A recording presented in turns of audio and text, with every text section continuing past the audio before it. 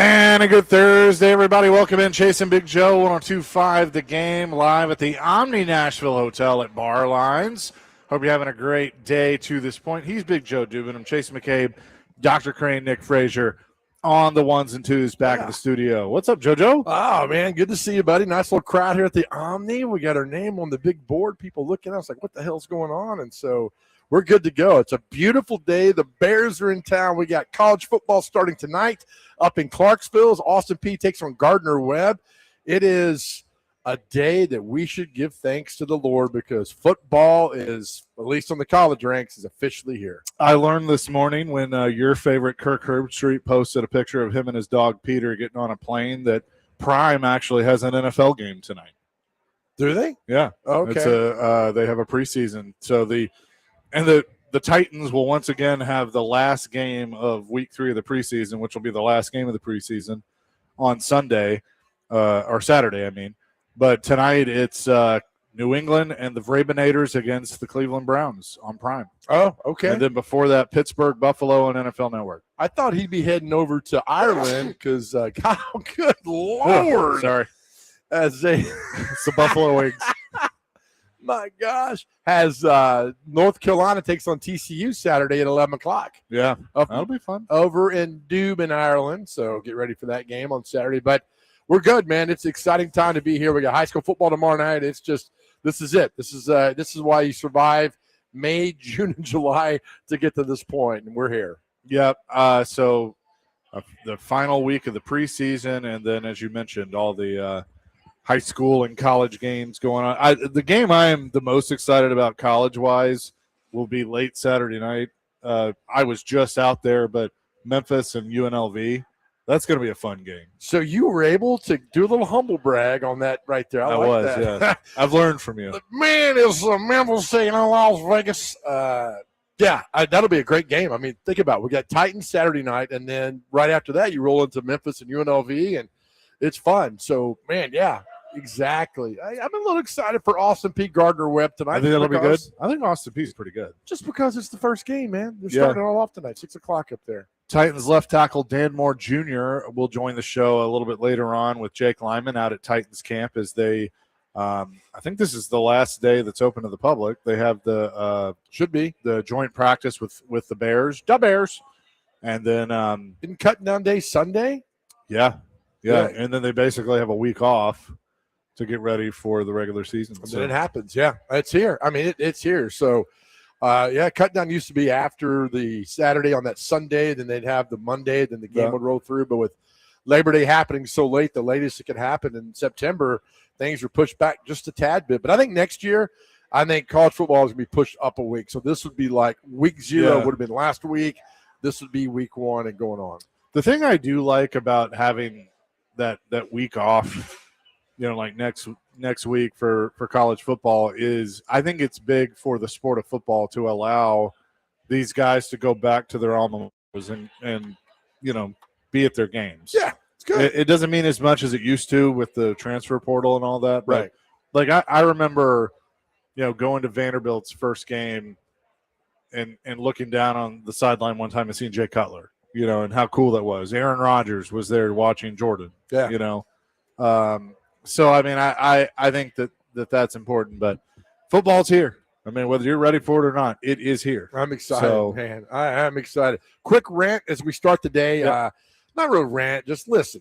We ask a lot of people to come on this show, a lot, and 99% of them are like, hey, I can do it. Hey, I'm busy. It's the 1% who don't respond back that they read your message. Oh, yeah. Drives me crazy. Just say no.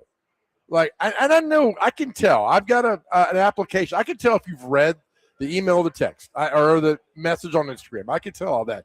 Just say no. I'm good. You're not going to hurt our feelings. Not at all. We'll move on and go on. Just to me, that's just a rant. So I apply that in my life. If somebody asks me a question, I try to reply immediately to say yes or no, I can do this, or how can I help you? Just even if it's like, hey, I'm busy on the show. Let me check when I'm done. Just something, right?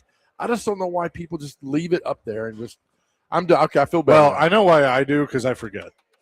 I will, 2 weeks later, be like, oh, crap, I forgot to text that person back. So I'll do it immediately. I'm immediately. I try to, but sometimes I can't. Right. Hey, Like I'm if on I'm the show. on, here's the thing. If you know me, if like we talk on a regular basis, you know not to text me between noon and 3, because if you do, I am 100% going to forget. Did you tell our sales department that? No, but they don't always listen. That's all right. We love them all. We love everybody. We love Elvis. So let's see. We'll get into our question of the day because it's based on a documentary. But first, ESPN has announced another documentary that is going to come out. It's going to premiere on Thursday, October 8th. The Process, like we've never seen it before. Saban, a 6-part documentary on Nick Saban. What have we not seen? What have we not seen? I'm going to watch it. You sit here, you maybe 30 minutes to tell his biography. I'll tell you. I'll read off Wikipedia. And we got it. Right? Look, I think it'll be cool. Here's my question. God almighty. Why, give us this stuff in the summer? Yeah, right? I mean, don't give this to us in October. We don't need you. Because Thursday, October 8th, we'll have Thursday night football. We'll have the college football weekend. Right. Give this to us when there's nothing going on. And what day is that again? Thursday, October 8th. It's my daughter's birthday, so I'm not going to be watching that as well. So I'm with you. Give it to us in May or June. We're fine with that. Yeah, but I mean, I'll watch it. But what do we not know about him? He got out of college football because he hated the transfer portal. Right? Yeah. We know that, right? I mean, he went to LSU, lied at Miami. He said he was not going back to college. There's that great soundbite of that radio host of Miami says, if I ever see him, I'm going to kick his ass for lying to us. No, you're not. You're not going to do that. And then went to Alabama and won championships. I mean, it's what it is. What else you need to know? Well, I don't know. You're done. I want to know if he likes, what he likes to eat, right. I guess.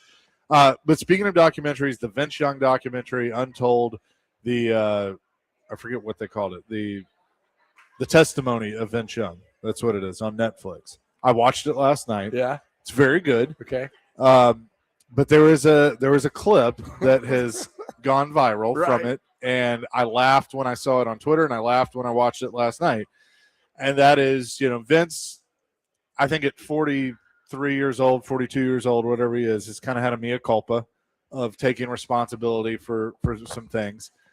And he was asked, he goes, that you wrote a letter to Jeff Fisher apologizing. And he said, yeah, it was, therapeutic for me that, I knew a lot of it was my fault and I wanted to, just apologize for that. And according to the doc, Jeff never wrote him back and never said anything back. Well, we've had Jeff Fisher on the show quite a bit, and we've talked a lot about Vince Young.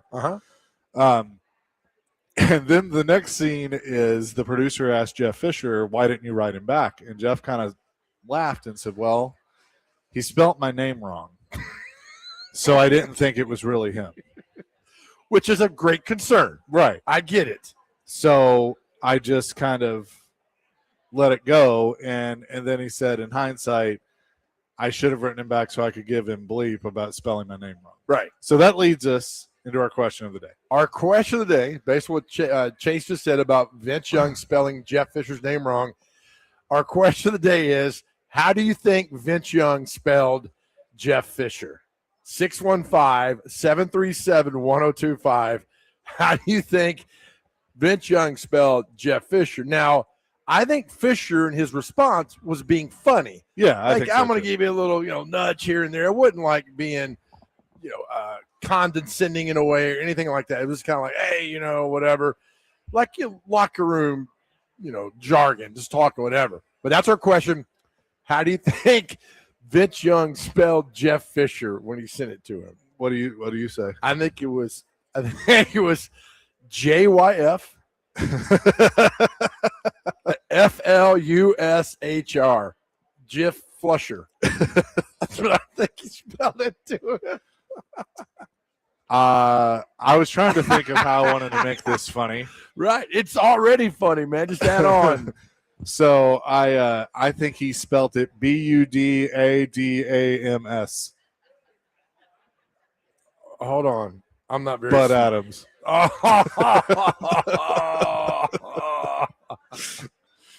Oh, man. VY is my guy. But, okay, so there's another, and I'm going to have to paraphrase this. So Fisher's telling basically the story of going through the draft process with Floyd, and that, they were looking at all three of the quarterbacks. And, a lot of people thought that Fisher wanted Matt Leinart, Floyd wanted Jay Cutler, and Bud wanted Vince Young. Right. How Fisher explained it was he had just hired Norm Chow to be the offensive coordinator. Right. And Norm Chow wanted Matt Leinart, right, because he obviously knew him. Yeah. And that Fisher and Floyd had been leaning towards Jay Cutler. And he then tells a story that Bud Adams had a big rivalry, obviously, with the city of Houston and with the mayor of the city of Houston, who hated him. And she wanted the Texans to take Vince Young. And so, according to the documentary and Jeff Fisher, Bud walked in and told Jeff and Floyd, we're going to take Vince Young. But, well, hang on, let me back up. Because the mayor said, if we don't get Vince Young, I'm going to jump off a bridge. And Bud walked in and said, we're going to take Vince Young because I want to see the bleep jump. And knowing what we know, I think I buy that story. Hell yeah, I do. He was a crusty old man. VY is my guy. VY is my guy. Yeah. So that is that. But yeah, we'll get wrong, or it doesn't have to be wrong. But how did Vince Young spell Jeff Fisher? Is our question of the day. 615-737-1025. I haven't been on the air the last couple of days. It broke during the show that Dolly Parton passed away on Tuesday at the age of 80. We participated with other radio stations around the state of Tennessee this morning at 8 o'clock. Every station, regardless of the format, was asked by the Tennessee Association of Broadcasters to pause their programming and play I Will Always Love You, Dolly's famous song. And we did that. All of our Cromwell stations did that. And, I was telling my mom when we were talking about this, Dolly is ours. Like, as a native Tennessean, we can claim her. Like, she's ours, and she's been ours since, she was born. And so I never had the privilege of meeting Dolly. I think you did. One time. And so, it was kind of like I've been for 2 days. I thought a member of my family died. That's just how she was. Right. So, I hope that many more tributes will come for her. And obviously, I'm glad that we as a radio station, as a company, could, have her honored today. And I know we have a caller that I'm just going to be honest with you. I don't want to screw this up. So tell me your name, because I'm not sure I'm going to pronounce it right, but it has a comment on Dolly Parton. My name is Shanika Ikadero. Okay. Hi, Shanika. Hi. What's your comment on Dolly? I just want to say I loved her always when I was a little girl. I didn't get to meet her, but she was my rock. I love that. And I just want to say one more thing, but this is for Miley Cyrus. I love her too. I always wanted to meet her, and I wanted her to come. Miley Cyrus and Billy Ray Cyrus. I wanted them to come to my 35th birthday dinner bash in February the 25th. I would love to see them. Okay, that's awesome. Sounds They be good. the world to me. All right. Are we invited too? Yes, come. I would love y'all there. That'd be so awesome. All right, we're going to be there. Happy birthday to you. We'll be there. Let us know. Get back with us in February. It won't be till February the 25th. Okay, that's all right. We're not going anywhere. All Just right. let us know. We'd be honored. Thanks for the call, Shanika. Dolly. Absolutely. Thank you, Shanika. Appreciate the call, and we all love Dolly for sure. We got plans in February. Yeah, February 25th. Yep. Can't wait. Awesome. We'll have more coming up next, live from the Omni Nashville Hotel. It's Chasing Big Joe, 102.5 The Game.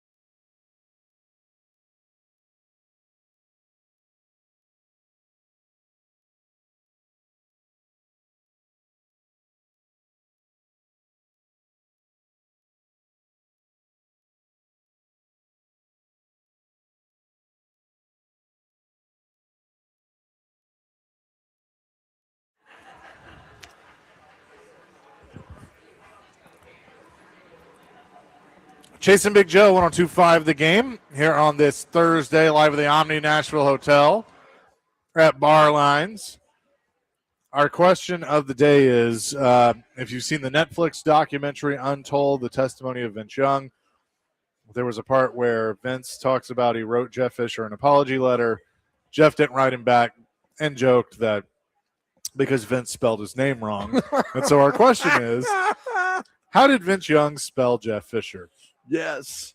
4312 says Jeff Fisher, Pishr, because Vince thought it was like how the band Fisher spells it. That is an absolute winner. You know what? I can't even name a Fish song. I know y'all love Fish, but I can't even name a song. Yeah, I don't know. No, I mean, people love them. They sold out the Sphere for a week or a month or whatever. But my God, 4312, that is absolutely perfect. Nevada Josh, GEFFICHER. I'm sorry. This is funny. I mean, you can't spell Jeff Fisher. Oh, you know what? I haven't watched the documentary, but I saw the clip. And when Vince says he wrote him a letter and he didn't write back, the guy says, "So why didn't you?" And then I'm telling you, Chase, of 1,000 replies, that's one I did not think I'd hear back from Jeff Fisher.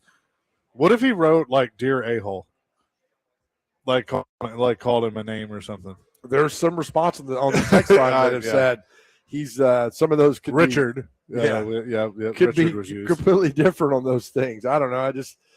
I don't know why. It's interesting. And look, we all lived it here from 06 to 10. I mean, I was there when he threw the shoulder pads in the stands. I was there, after the fact when he went disappearing after the first game of 2008 and you couldn't find him. The most bizarre thing is I got a phone call one day when I was at Channel 2, and it was from Vince Young's PR. It says, Vince has requested you to come over to the Titans bubble. He's shooting a thing for Reebok. I'm like, first of all, Vince doesn't know my name. Don't know who I am, but I went over there, and I'm the only guy there. He walks up and says, "Hey, I'm glad you're here." And it's Reebok has done this huge, commercial for Vince Young. And it's supposed to be really cool and, futuristic and everything. And all these people there and a huge crew. And they spent 2 days filming at the Titans bubble, and the thing never came out. It was just like, what? And I think what happened was the meltdown with the first game and things didn't go the way they thought they would go. Reebok did, and then the whole thing was scrapped. It was just really weird being over there all day long. It was like I was on a movie production. Crazy. 6727 says, "Hey, Big Joe, I sent you a text yesterday and you never responded."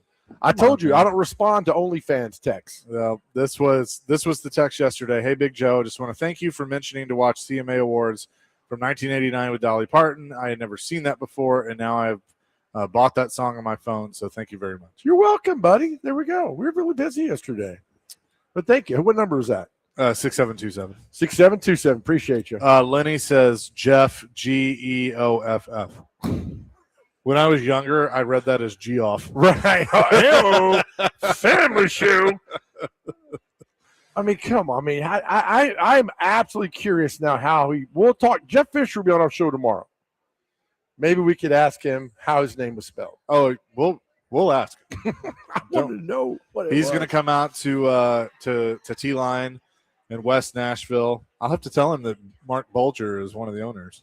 Yeah, hope Bulger will come on. When the team moved here in '97, every sportscaster called him Steve Fisher, the Michigan coach that won the national championship, and they kept calling him Steve Fisher, and it kept on and on and on and on. Then it was like Joe Fisher, because Joe Fisher was on the air at the time, and then finally he was like, "All right, Jeff Fisher." Yeah, I do remember that because by the way, in the documentary, I need to go back and watch, but I'm pretty sure I saw you at a press conference. Oh, thanks, buddy. But our buddy Paul Jones was featured. Rudy was featured. Demetria, a lot of clips from back in the day. Nice, good. So, I was too busy chasing Pac-Man around. Is that jackass? I understand he's at camp today, but I was too busy chasing Pac-Man around and all the trouble he was getting into. I feel like you want to fight Pac-Man. I am upset at a guy who had so much just God-given talent, wasted it. Yeah. I mean, punt return wise, he'd have been in the Hall of Fame. He was an amazing punt returner. I'm not going to say he wasted the talent because he played in the league for over 10 years. But you think about him. I see what you're saying. Las Vegas, the strip club, Well, think about what he could have been for the Titans. Yes. That's the thing. He could have been, Travis Hunter before there was Travis Hunter. Absolutely. Because I remember a couple times Dinger worked him in on offense. It was great. He was so talented. A punt returner. I remember he returned that punt versus the Texans for a touchdown. They couldn't stop him. He was so talented and just wasted all of it. It was just, I don't hate it. I mean, it's not my life; it's his life. But I don't know. The talent you had there, and you couldn't put it all together, and something, man. And it was tough. That was a bad time because he held out forever, didn't come to camp, and it was crazy, man. 615-737-1025. Let's go to the phones. Dustin wants to weigh in. Dustin, what's up? Hey, man, put y'all's drinks down. If you got one in your mouth, swallow it. Okay. All right? So I've got it sitting here in front of me. Don't ask me how I got it, but it is in red Crayola, and I can still smell the Crayola smell. And it says GEPH at the top. Dear Jeff. Yeah. All right? And then he drew a big picture of Jeff Fisher on a John boat with Bud Adams fishing, and at the bottom he signed it, and he said, yours truly, the one that got away. That's pretty good. So in Crayola, huh? Yes. Crayola has a certain smell, man. That you just gonna have to go home. Yeah. Like this Young did. Thank you, buddy. Thank you, Dustin. That's how they did their tape. You think, that's how he drew it up? Vince Young with Crayola. Actually, I remember he couldn't go to film, so he didn't. Y'all have a good day. Thanks, man. See, it's an interesting take, right? Well, look, oh man, the what could have been with Vince Young and with Pac-Man Jones and the Titans. I mean, who knows? If that had worked out, Floyd would have probably never been fired. Right. Yeah. And Jeff, who knows how long Jeff would have coached. Well, I always thought they should have not have adapted they should have adapted their offense to Vince, not the other way around. That's my thinking, because he was not a drop back passer, but he was a guy that made things happen. I was watching the overtime game. I was in the press box against the Texans in 2006 in overtime when they all blitzed him and he saw what they were doing. He took off down the field 50 yards and scored a touchdown in overtime and won in Houston, beating his hometown team. I was like, that is something. I always thought if you got Vince out in space, you're not going to stop him. He just couldn't, because he was such a good runner and such a smart football player. And once he got things rolling, just never was able to put the 2 and 2 together, man. 615-737-1025. We'll have more coming, including what's going on with Titans and Bears at joint practice. That's all ahead. Chase and Big Joe, 1025 the game.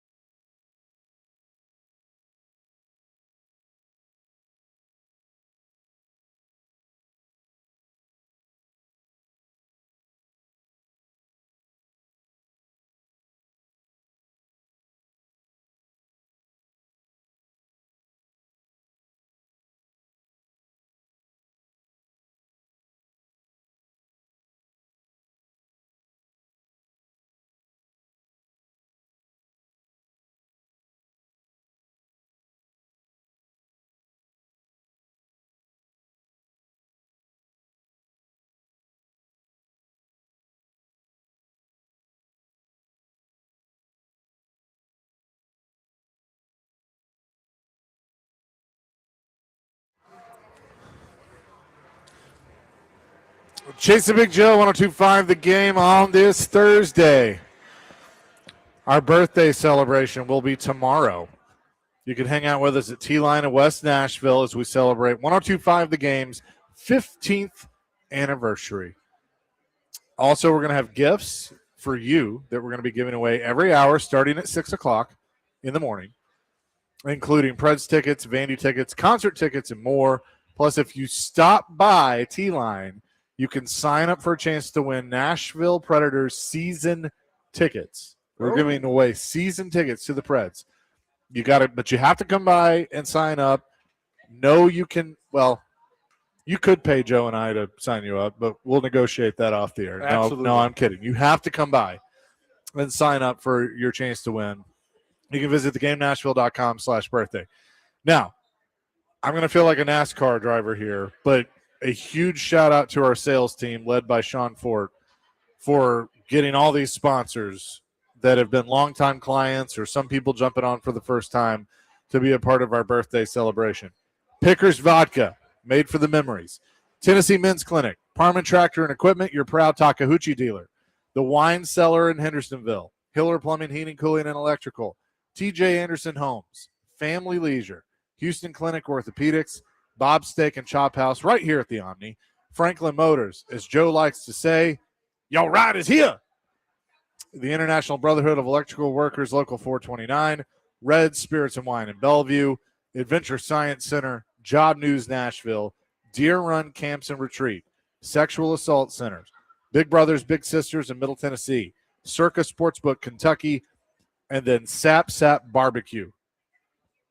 So appreciate all of those folks for being on board with us. Should be a fun day tomorrow, for man. our birthday celebration. Yeah, it's going to be a lot of fun. We are on stem to stern, right? Yes, we are. 6 to 6.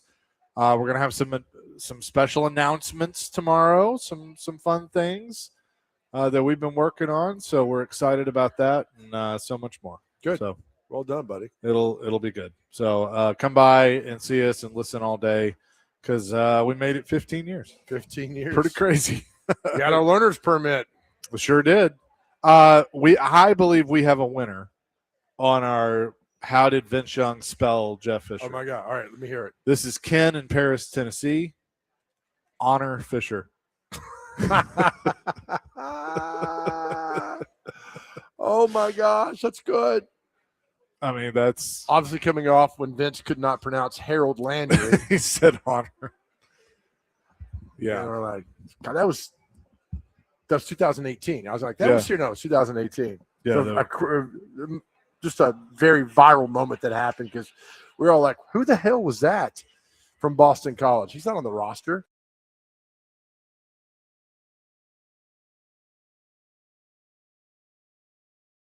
Picture of Jim Wyatt, Keith Bullock, and Adam Pac-Man Jones. Yeah, welcome back.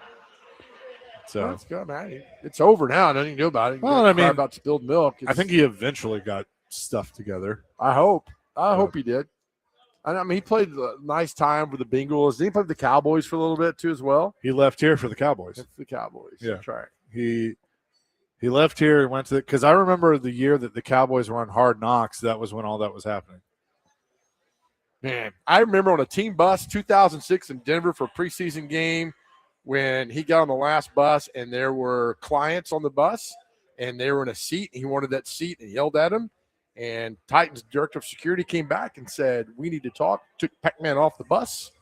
And then Pac-Man came back on and apologized. I would never, that's the level of an idiot that he was back in the day dealing with him.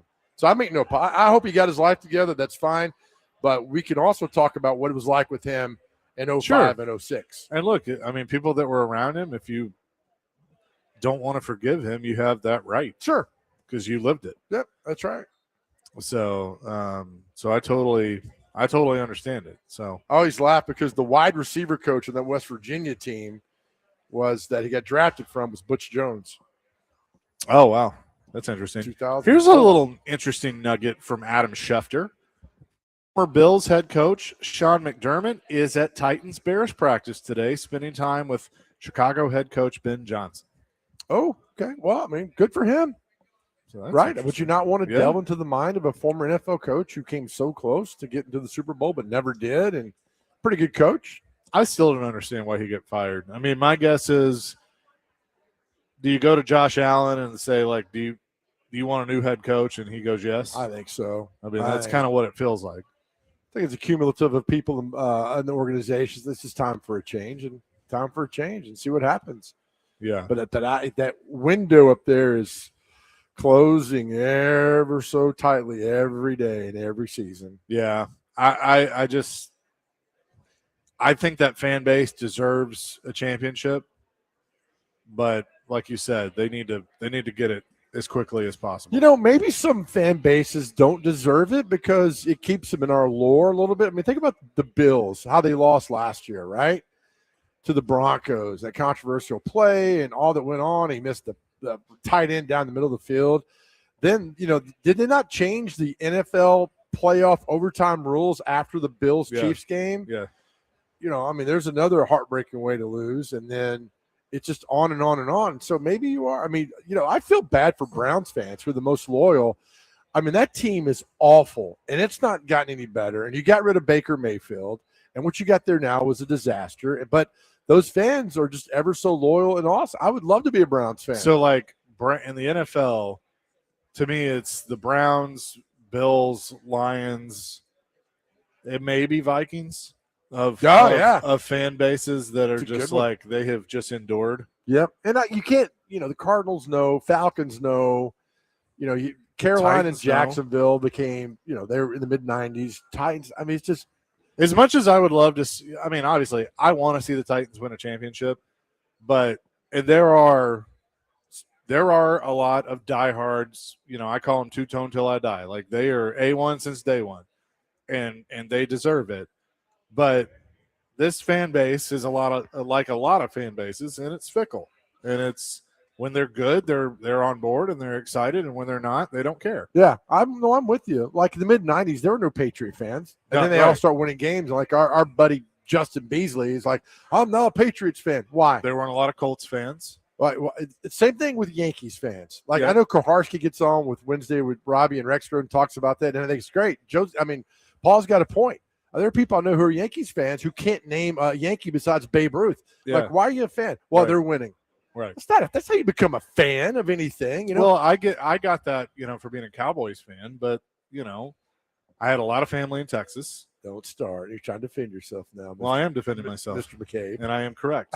I had a lot of family in Texas. There was no team here. Right. They were on TV all the time. What do you want me to do? That's why I became a Steelers fan in the 70s. Same exact reason. Yeah, I mean, like it was Cowboys or Steelers. I'm a Braves fan and a Cowboys fan because that's what I had. Yeah. So how can you? So that's my thing. And usually the people that give me crap for it are me. You. I know you're joking, but they're people that just moved to town within the last 10 years, and they think they can run things now, and so they want to give me crap for my fandom. But then they can go and make their own rules, and it's like, you listen there. I think the only true fan, like I love football, and I got 3 or 4 favorite college football teams that I like. But as far as pro, the only team that I root for professional sports is a team that's a block away, the Nashville Predators. Yes. Yep. I'm a huge Nashville Predator fan, not an expert, not an analyst. I'm a fan of that hockey team. Support. I paid money to go to games. I mean, I bought tickets.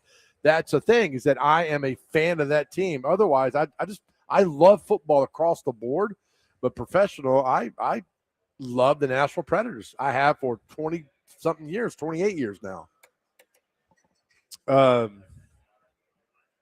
That's where we stand. John on our text line says, NSC grounds guy, let me know what we need to do or talk to for y'all to come walk the field with us. Dr. Crane? We'll come walk the field with you. We'd love to. I love NSC. Dr. Crane? Yeah. Make it happen. You're the guy. You're the conduit between us and Nashville SC. Okay. I'll do my best to make it happen now. No, you will make it happen. There's no do your best. You'll make it happen. Okay. But we had Dr. Crane got BJ Callahan the other day, and we told him, says we're going to be at the corner of 2nd and Broad at Doc Holliday's on when they had the ticker tape parade. Yeah, We're going to be sitting right there. Right, Dr. Crane? You win, right? Yeah, and he was not They're even winning. fazed by the question either. He was like, "I'm not answering this." Yeah, but they're winning it. I think It'd be great. I think they're gonna win. And then you know what? You know what will be great about that? The debate is over at that point because there are people that want to say with them winning what they won last year, that's the first major championship, Right. and whatever. You win your league, no more argument. It's over. Yeah. You're the one. I mean, the MLS is in the debate of championships for a city. It is. Yeah. It's the 4: hockey, baseball, football, basketball, and now so you have there's It's 5. the Big Five. Big 5. So when Nashville SC wins the MLS, and we will be right there. We'll be in the middle of the parade. on the bandwagon. We'll put Dr. Crane up on your shoulders. Yes, I was about to say that. Right. And I'm sorry, Dr. Crane. And Dr. Crane Chase is going to buy you this giant lollipop about as big as your head, and you'll hold it. And you're on my shoulders. We're going to do this. This is happening. Do I get the This pinwheel is on hat your too? vision board. What? Do I get the pinwheel hat too? Yes. Yes. All that. Yeah. Yes. So I don't even remember where I was going with this. We kind of got pulled off course here, but 615-737-1025. Justin says fan is short for fanatic. People need to remember that when calling themselves a fan of a team. It's true. Yeah, it is. That's fine though. And I love just the diehard, and that's why. So if the Browns, Bills, Vikings, or Lions ever won the Super Bowl, what does that how much does that change things? Because right, what happened when the Cubs finally broke through and won it is then a lot of people started hating the Cubs. I've always hated the Cubs, but that's 2016. Yeah, you're right. I think the earth will shift a little bit if that happens for one of those teams, and it'd be great to watch that go on with the Browns or the Bills or the Vikings or and Arizona's never going to get there. We won't have to worry about them. Atlanta is worse than the Titans right now, so that's not going to happen. And I don't know if they're ever going to win one. I mean, that you blow a 28-3 lead. I don't know if you deserve to win one. Terrible, right? I mean, that's forever. And Matt Ryan's the president of the football operations in Atlanta right now. And you got to see that every single day. Dan Quinn lost his job because of that. It took 2 or 3 years after, and he's probably going to lose his job after this year, but in Washington. But they never came back from that. Was it Kyle Shanahan, the offensive coordinator? Yeah. Yeah, I think so. I want to say, what year was that? 2016 season. That Super Bowl was in Houston, where Nick Caserio lives. So, Kyle Shanahan, Matt LaFleur, and Mike McDaniel were all on the staff. Wow. Yeah. All right, pretty good team. I mean, they had the game won 28-3, and then they forgot about some guy named Tom Brady. Yeah, so Scott Pioli was there. Dimitroff was the GM. Rich McKay was the CEO. Who was defense? Richard Smith was the D coordinator. Brian Cox, Jeff Ulbrich was linebackers coach. Trying to see if there's Keith Armstrong was special teams coordinator. Why do I know that name? Was he here? No. Is Brian Cox Bryan, the former Jets linebacker? Yes. And then on offense, Raheem Morris was the assistant head coach. Kyle Shanahan, Matt LaFleur, Bobby Turner, Wade Harmon, Chris Morgan, Keith Carter, Mike LaFleur, Mike McDaniel. Pretty good little staff you got right there. Bunch of head coaches. Yep. McDaniel, LaFleur, Shanahan. Both LaFleurs. Yep. So it's pretty good. All right. We'll come back with more. 615-737-1025. This is Chasing Big Joe, 1025 The Game.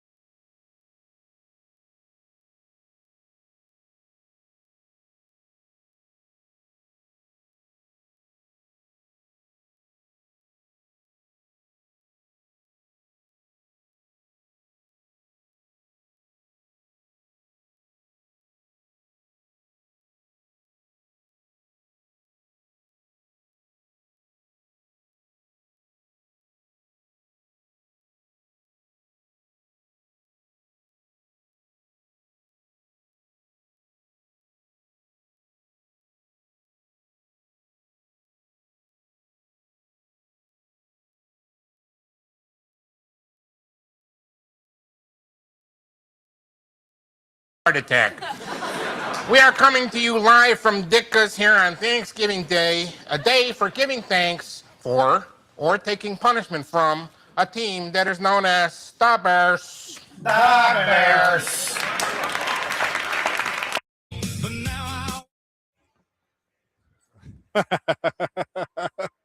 Chase and Big Joe, 102.5, the game. Little Louisiana Girls bringing us back.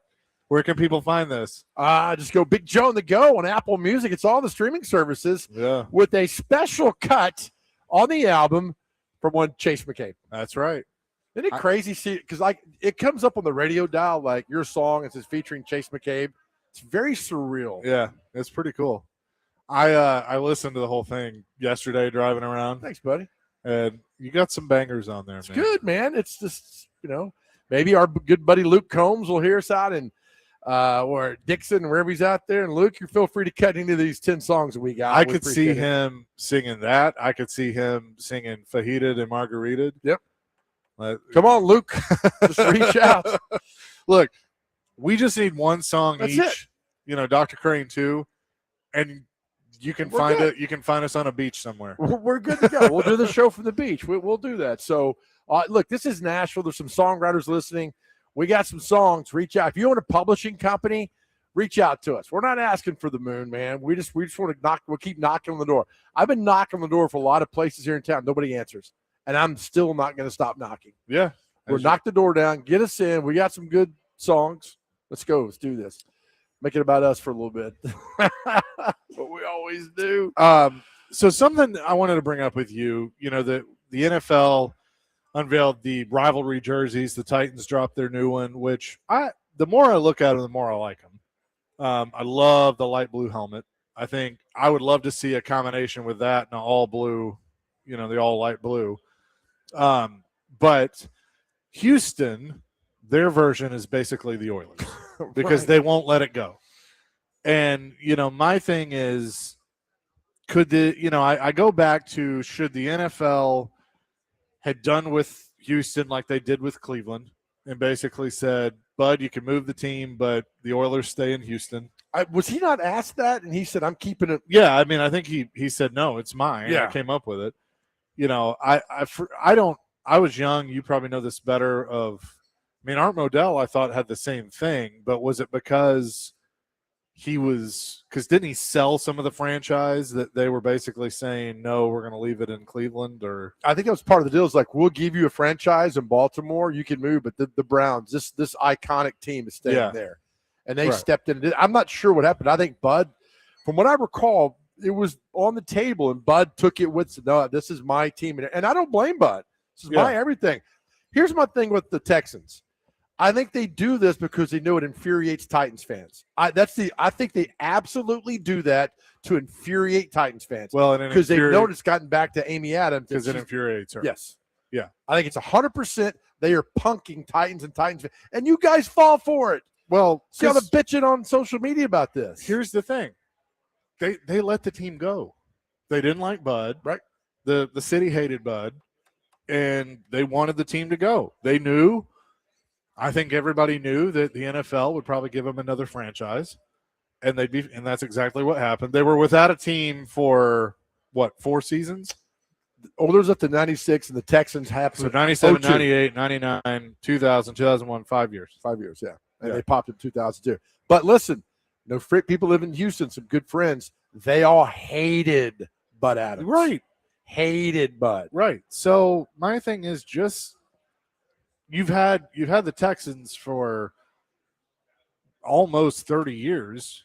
So enjoy, just enjoy that history now. But look at what haven't they had the Texans longer than they had the Oilers now? Oilers were there from 60 to 96. So this team's been there from 02 to 26. Okay, so not quite. Not quite. But listen what Bud did at the time. There was people talk, well, we need to get suites. Well, Bud was like, the Astrodome's never going to improve. Yeah. And I got a football team here. So I don't mind Bud's vision. I'm like, I need to go somewhere they're going to build suites and give me everything what I want. And they did. It's an NFL team. So we did it twice. Give them everything. Right, give them everything. And that's it. But I don't mind Bud. Look, we need to make this experience better for the fans. It's better. It's more money in my pocket. He's a greedy old bastard. We know that. We get the money in my pocket, and then, but again, get the experience for the fans a little bit better. So it's 50-50. I don't fault Bud at all for what he did. Do you think deep down he thought that he could use Nashville as a power play and then ultimately Houston would give in? Yes, because he did it with did he try to do it with Memphis and Jacksonville and got a few upgrades along the way? Yeah. If I'm Memphis, I really could not stand Bud Adams. Oh, I think they hate him and the NFL. Yep. Because they got flirted with 2 or 3 times.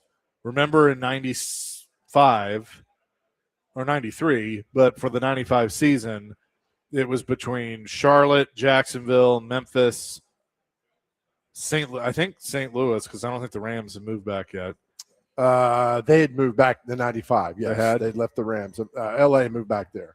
So 93. NFL toyed with Memphis, toyed with them a little bit. Then they awarded the franchise in 93 to Carolina and Jacksonville.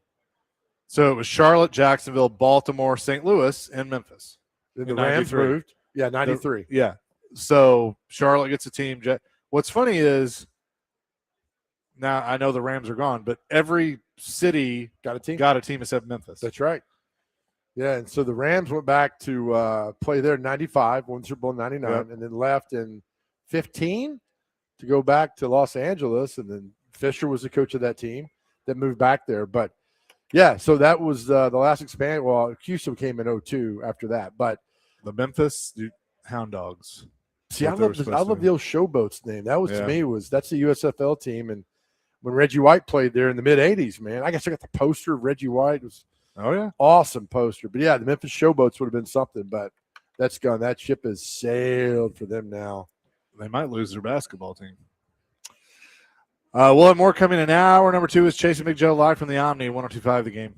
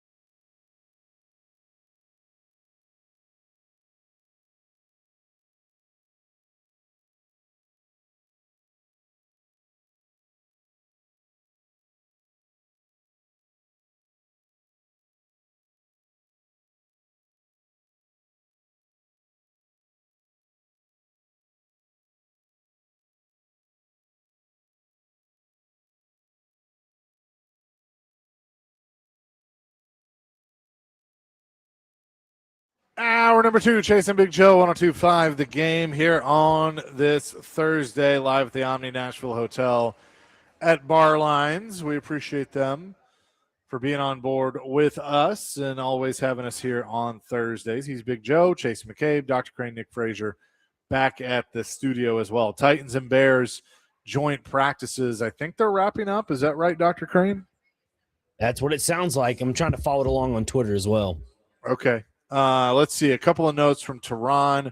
Looks like Khalil Mullins didn't practice today. Pac-Man was there. Cam Ward found Alec Iomanner a lot.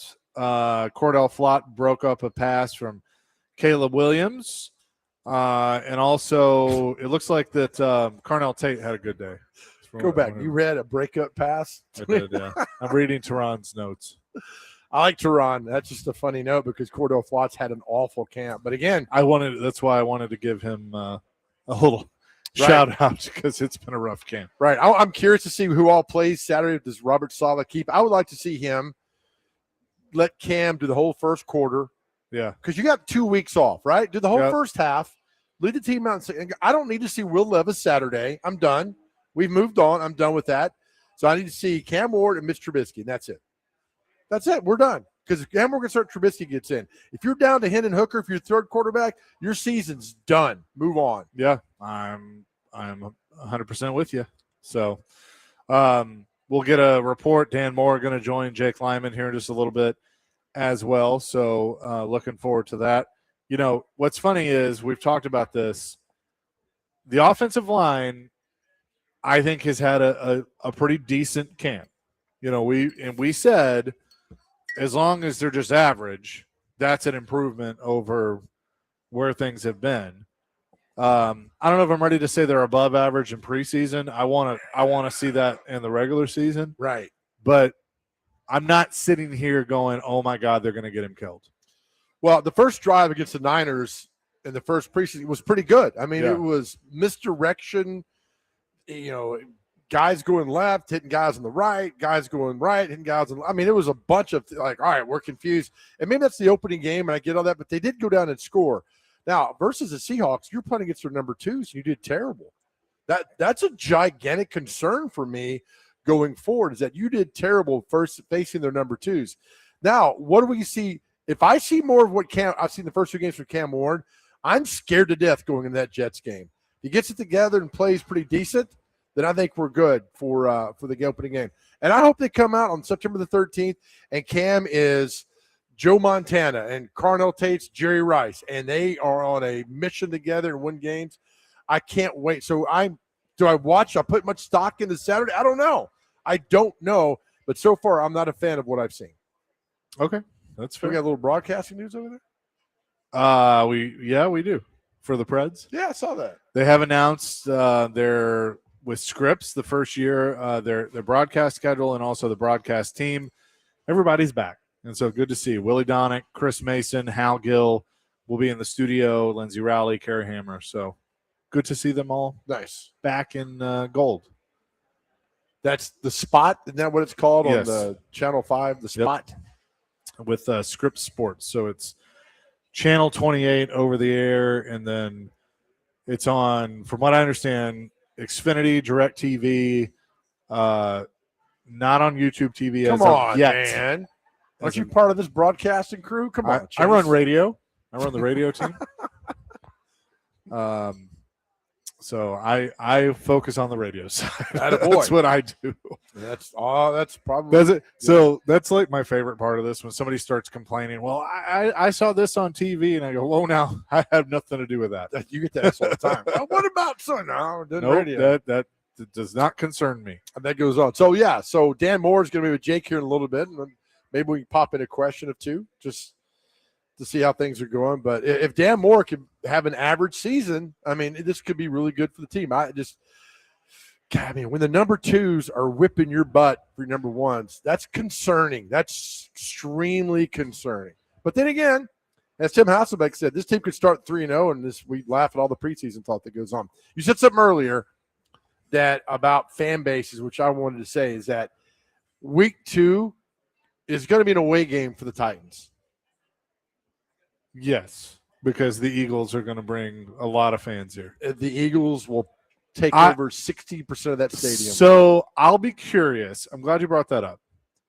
Let's say they beat the Jets by 2 touchdowns. Okay. Everybody's going to be feeling good. Like, okay, all right, did it. We're back. Like, say they beat the Jets by 2 touchdowns. Cam completes 70% of his passes. He throws 3 touchdowns. Okay. Like they look good. Okay. Does that help in week 2? No, because I think the Eagles are going to come to town regardless. Yeah. Oh no, I see think what so they too. But I think you're going to have Well, more no. people that are going to try and go as Titans fans. I don't care if they win 35-3 or 14-13, as long as they win. Yeah, I agree. As long as on Monday morning I see 1-0 in the win and loss column, that's it. And you deal with everything else. That's fine. And I don't hear people yelping like, well, the Eagles took over. Beat the Eagles. Beat them in week 2, and then get the Giants week 3, then go on. But that Jets game is so monumental, huge for this franchise. We talked about it all the time. That's where your focus has got to be. Kristen Dixon says, I feel like we aren't hearing much about Wan'Dale Robinson. Is he having any impact in camp? I've been told by people that are out there that he's been fantastic. Yeah. That he has been like anything that's come towards him, he's caught. And that he's been the go-to guy. I think a lot of people have focused on Carnell Tate because he's the rookie. Right. But I know from our guys that have gone out there and when I've talked to TD and read others that he's been great. Yeah. So it's the same thing. I mean, Wan'Dale, Cam threw that pass to him the other night. Wan'Dale couldn't have caught it unless he was 9 feet tall. He's 5'8". But I think, no, it's camp, right? There's a lot of things that they're trying to work through and figure out. So whatever you hear in camp, I wouldn't give it any validation at all until I see it in the game. So I want to take this to a vote because I was thinking about this driving here today, listening to Next Man Up, and it kind of sparked all right, should we do like crazy predictions for Titan season, or is that dumb and we just forget about it? Give me like a crazy prediction. I say like one that is achievable, that makes sense, that do that, and then one that is like the boldest of the bold, probably has no chance in hell of happening. I like that because last week when you were off, we did, Dr. Crane and I did, what would it take for this team to go 14-3? I mean, what would happen for the Titans to go 14-3? We had all these responses on our text line from the world's blowing up. I was about to say. To Jesus is coming back to everything else that's happening right there. And it was funny of all the responses people weighing in on. But what would it take for this team to go 14-3? So I'll give you an example of boldest of the bold. That it can happen, but Yes. like it's not very likely with what we know about this team now. Right. Tate and Robinson both have 1,000 yards. See, in 17 games, that doesn't mean anything to me. That's But- 80 yards a But game. with this team, with this quarterback as we know him right now, that's a pretty crazy goal. I would say They haven't had 1,000-yard receiver since A.J. Brown, I think. Or no, Calvin Ridley did it. You're right. Ridley did it, right? And then after that, it's like Derek Mason, A.J. Brown, Derek Mason. Yeah. I think 14-3 for me is possible if they have a defense that is equivalent of the 2000 Ravens. I think that's fair. I mean, I think you could say if they had a defense that's equivalent of the 1999 Tennessee Titans. Or the 2000. Or the 2000, yeah. Yeah. And look, that's easier to obtain than But- anything else. Let's pause it because I want you to We're think about pausing, this. folks.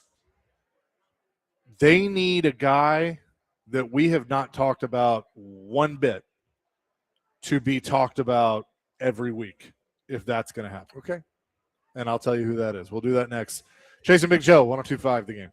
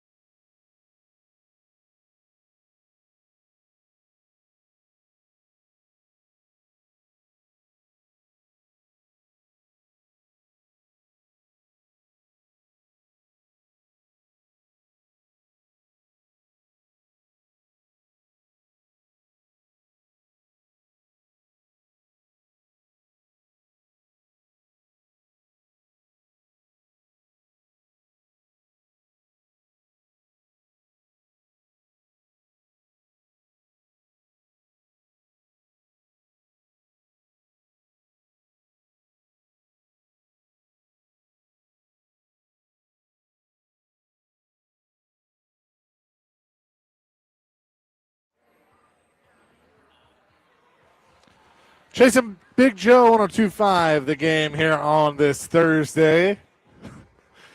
Live at the Omni Nashville Hotel at Bar Lines. I don't know why, but I paused because I almost called you Billy Joe for some reason. You can do that. You can call me wherever you want if the price is right. I don't mind. So we're talking about what does it take? What would it take for the Titans to go 14-3? And you reference having the defense, Just a smothering defense. I think they need one guy to basically have an impact, not the same, but similar to what Javon Curse did in 1999. Okay. The other first rounder that we never talk about, Keldrick Falk. Yeah. They traded back into the first round to get him. And he's been very quiet. Nobody's talked about him. He's been quiet. That's the problem is that we could automatically pair him to Curse, and that's unfair to him, right? I mean, that's just we'll never see the Javon Curse again. But I don't know about Falk. Look, we interviewed him at SEC Media Days. Great guy. Yeah. Gigantic hands. But on that football team where he got double team and triple team at Auburn last year, he's a good player. I don't know enough yet. But if he's something and Oladejo's something, right? They got something. And it seems like Oladejo's fitting better in a 4-3 scheme than he was a 3-4. What do you remember? Because I was a kid, so I don't remember. But what do you remember after Curse was drafted?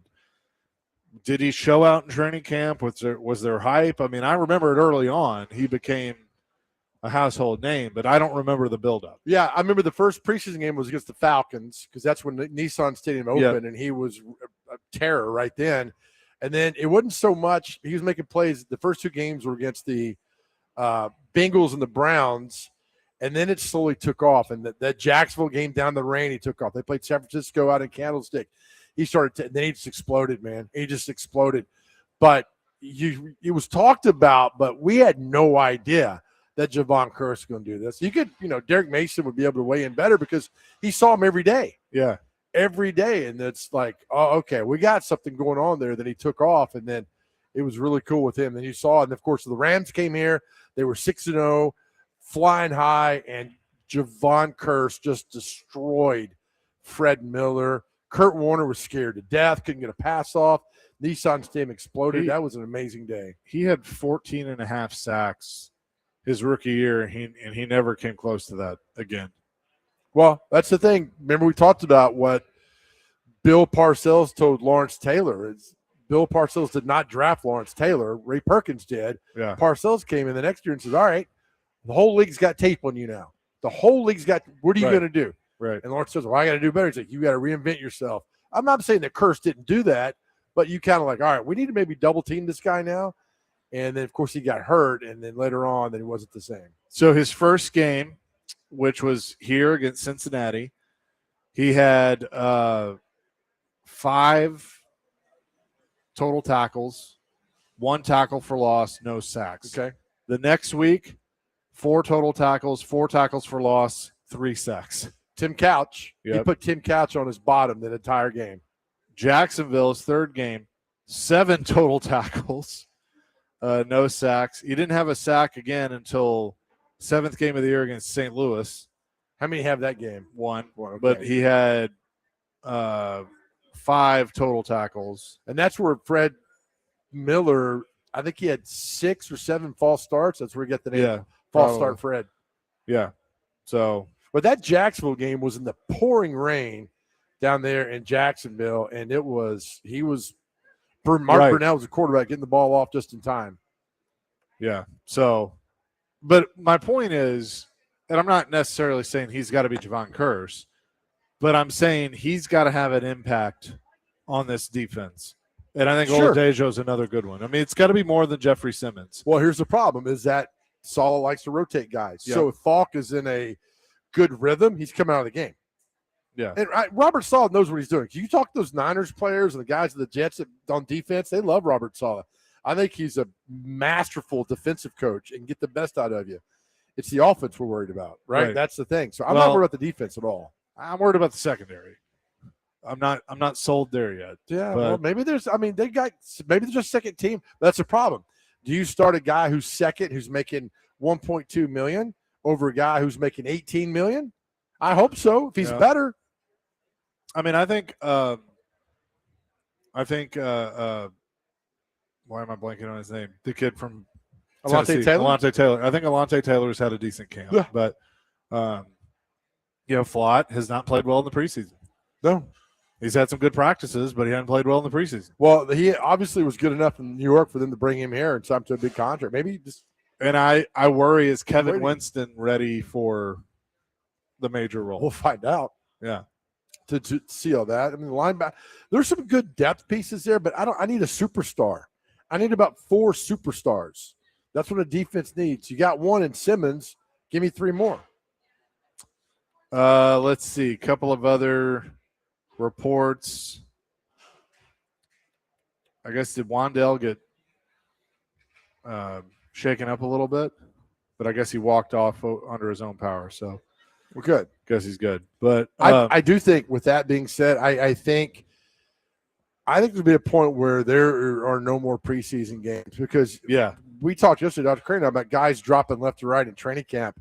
I know we see it every year, but it's like it's more this year, and now you get more money invested in guys. And I mean, you don't want to see Wandale Robinson go down and practice like that. I mean, I know you can't predict that, but still, man, it's you lose 1 or 2 guys, your season's over. Right. 615-737-1025. A couple of different predictions. Chris and Dixon says Titans defense is top 5 in the league. Tate has over 1,200 yards receiving and 10 touchdowns. Okay. If that happens, they're in the playoffs. I'm not the yards thing doesn't do it for me. It does not do it. Well, it's production. 10 touchdowns. That don't do it for you. What if he throws 12 touchdowns on the year? Cam Ward 10 or Carnell? Well, Tate? Okay.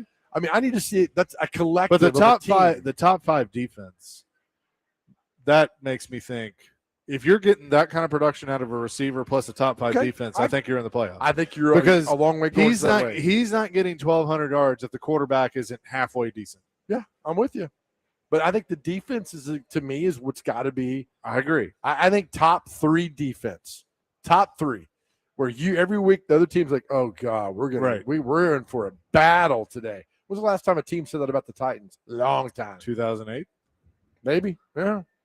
I mean, well, no, that 2021 team, that defense was pretty good. Bad. 2019 was okay. Yeah. You saw a few things that were happening. I feel like the problem is we're always just talking about can the offense be better. That's it. For so long.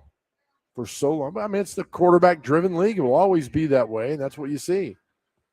But, again, Cam Ward is the X factor.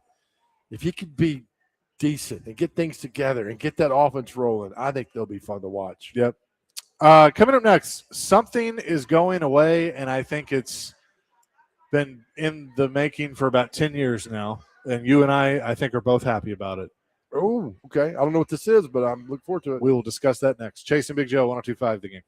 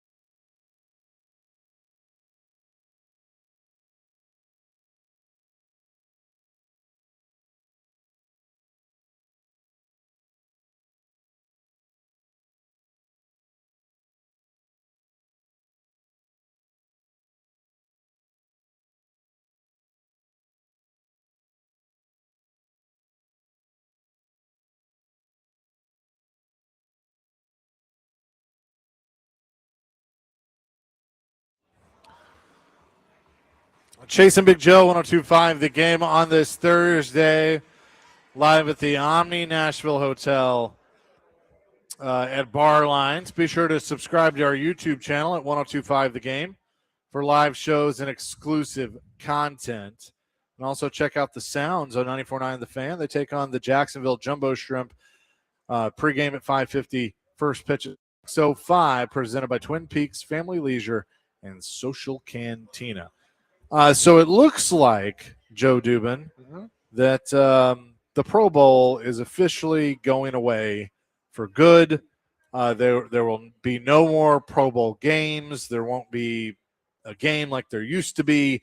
There will just essentially be Pro Bowl honors and an award you get that basically says you're a Pro Bowler. But it looks like they're getting rid of it, which I think this is probably 10 years too late, because I'm not a huge fan of all-star games. I think they serve no purpose. True. I think fans are no longer really interested in them. The players are certainly not interested in them. So I think the NFL may have started a trend here that my guess is, other leagues are going to follow. Well, I don't like, all right, say you're the Titans and then Carnell Tate makes the Pro Bowl and he goes and plays in the old day and blows his knee out, right? Or in these fun little flag football games. I don't want that. That's my guy, man. So I understand all that. So why not just tie it in with the Super Bowl, have a fan, zone to meet the Pro Bowl players? Yep. Remember, the All-Pro and Pro Bowl are two completely different things.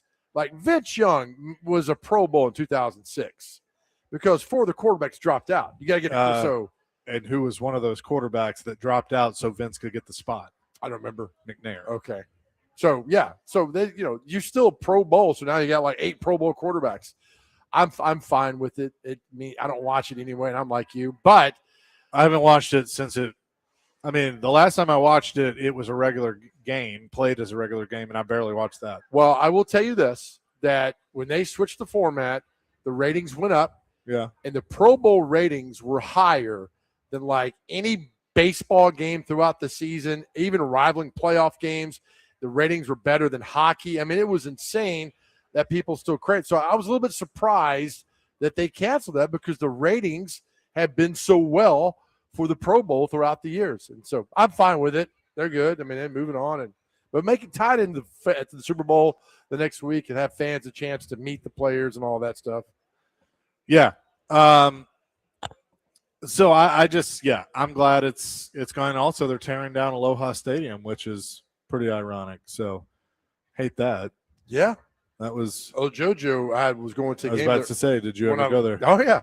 Go to a game there. I was playing football, and I had a game the day before. My brother and I were going to a baseball game the next day.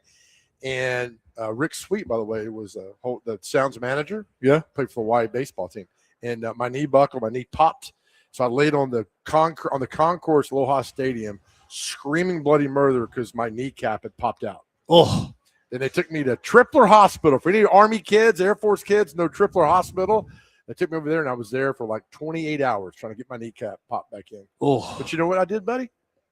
I showed no remorse. I was all tough. Except for the screaming bloody murder. Screaming.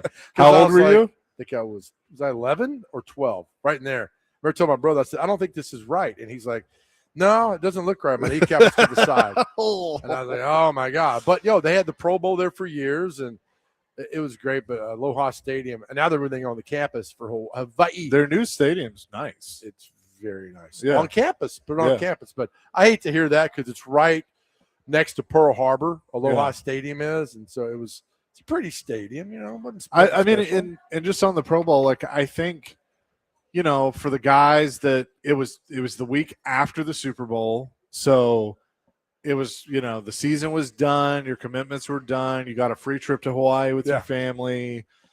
And so that was that, there was more of an incentive there because it was fun. And then they moved it to the week before the Super Bowl and then to Orlando. And that's right. It just kind of took away, some of the shine with it. I get it. I understand why, because the league was putting a lot of money into a game that didn't matter. Yes. But, we got the famous, I sent it to you guys earlier, Peyton Manning talking about the liquored up kicker. That was in the middle of the Pro Bowl. Who was it that got? Was it Sean Taylor that laid out a quarterback? Oh yeah. Was I it think Brady? so. Was it no? It wasn't Brady in the Pro Bowl. Who did he? Oh God, what was it? He laid out a quarterback in the Pro Bowl. It was one of the most. It was a clean hit. But yeah, no, Brady got laid out in the game. No, it was a punter. Punter. Yeah, he full speed clean hit on Buffalo Bills punter Brian Mormon during a fake punt. Is it Sean Taylor? Yeah, yes. Mormon tried to run a fake punt for the NFC. Taylor flew across the field and leveled him with a crushing legal shoulder first tackle. Beautiful. So it was a fake punt for the AFC, not the NFC, because Sean Taylor was on the NFC. Yeah, that's right. Hit became legendary because players used to treat the Pro Bowl with real intensity and full throttle effort. It remains one of the most memorable highlights in NFL All-Star Game history. Look, you imagine seeing a punter running? I'd go now. If you could sign me up, I'll just sit here. Yeah, but just a crushing hit on a punter trying to.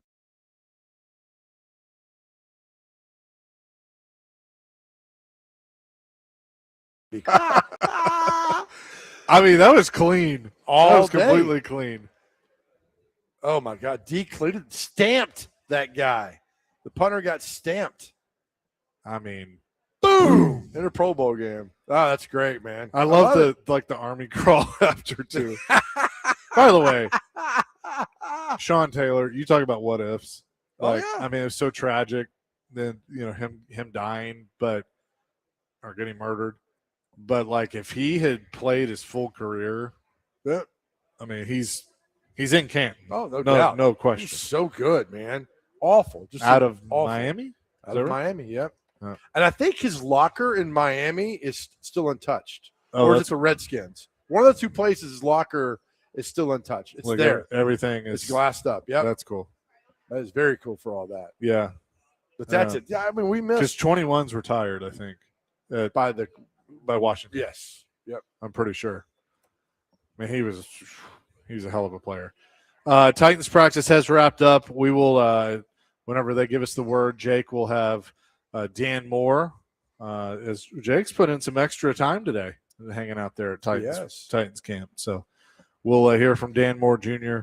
here in just a little bit. But I'll be curious. Do you think other leagues follow suit and get rid of their All-Star games?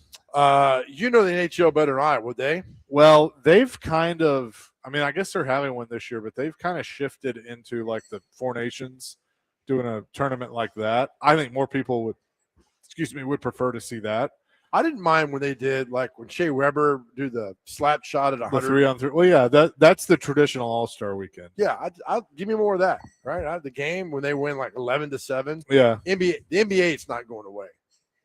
Those guys love that. NBA but All-Star. None of the good guys are doing like the 3-point or dunk contest anymore. Make them. Do you remember? I'd rather make them do things that actually matter. You were not born yet, but for us, I mean, the dunk contest. Oh yeah. When Spud Webb won it that one year, and then the iconic poster of Jordan flying through the air at Chicago Stadium, and there's Pat O'Brien in the front row and all the pictures. I mean, we love the dunk contest, and it just kind of went goodbye because nobody was doing it. Let's throw it over to Jake Lyman, who is standing by with Titans left tackle Dan Moore Jr. Take it away, Jake. Thank you, Chase. Appreciate it. Titans joint practice with the Bears has now wrapped up, and we are thrilled to be joined by Titans left tackle Dan Moore. Dan, how's it going? Looked like a competitive practice out there today. Yeah, it's going good. Definitely competitive always whenever you get a different color jersey in front of you. Third joint practice to wrap up the camp. So, yeah, man, I thought we came out guns blazing and left it all out there. Well, I know that there's always the debate of like what matters more leading up to the season, the joint practice, the preseason. What do you feel like you guys have gotten more out of over the last few weeks, given that you've done one of each of the last 3 weeks out here? Yeah, I mean, I definitely think that we put a lot of emphasis on the joint practice this year. I feel like last year we kind of had a bad taste in our mouth. You can feel as a player whenever you get out physical as a team. And I don't think that was the case these 3 joint practices that we had. I felt like we brought the energy. I felt like we brought the physicality. And that's kind of what you want to get out of these joint practices, right? Obviously, it is practice. It's not live. It's not live bullets. So refs are going to let us play a little bit more, right? But that's what you want. You want to see what type of physicality. You want to see what type of competitive spirit your team has. When you guys work as an offensive line here, I know there's been some competitions at center, at right guard. How do you feel like that group of five that you've been working with pretty consistently now has been gelling? I think it's constantly revolving. I think we're constantly evolving. I mean, it's a learning and growing process for us all, regardless of who is out there. I mean, this is the second year me and Peter are playing next to each other, and we're still learning each other. But at the same time, we've also grown so much. I think the biggest thing is just gonna be staying healthy. I think the offensive lines that can stay healthy are the ones that can continuously get better, grow together, build that camaraderie. And that's when you see later on in the season when offensive lines really start to take off. Those 120-yard games start to become 200-yard rushing games, right? And just kind of communication, it just flows without you having to say anything to the guy next to you. With the new coaching staff in here as well, with Brian Daboll's the offensive coordinator, Carmen Brasillo, what changes have there been and how easy has it been to kind of work into this system and get acclimated? Yeah, it's been quite a few changes. Just in our philosophies, what we want to be as an offense. We're going to pick up the tempo a lot, so we've emphasized conditioning. You can see that it really affects defenses, even when we're going against our defense. It's tough for them. Substitutions, getting calls in, just trying to make it hard on them, and it makes it a lot better for us. I mean, I feel like it makes us less one-dimensional. It makes teams have to scheme us more. So yeah, I think it benefits us a lot on the offensive side of the ball. With Cam as the quarterback and kind of the backyard ability that he has, how does that change things for you guys? Maybe sometimes not knowing exactly where he's going to try to escape, what kind of play he's trying to make. How does that change things for you guys on the offensive front? Yeah, I think as an offensive lineman, for sure, you just have to eliminate that internal clock in your head. Obviously, Cam has that splash playmaker ability, that ability to extend plays. So we constantly are going over scramble drill. Offensive linemen just continue to work longer than the man with the ball. Receivers, when you see him scrambling outside the pocket, get in front of his line of vision, run towards the sideline that he's running to. Somebody go deep, right? Just trying to make that effort to make that play, that splash that Cam is capable of. We're talking with Titans left tackle Dan Moore. You guys have one more preseason game on Saturday, and then you start gearing up for the Jets. What's going to be important over the next couple of weeks to make sure you guys are peaking as you get to the regular season? Yeah, I think the main thing is just putting the cap on this preseason with this game on Saturday. Our last finishing touches.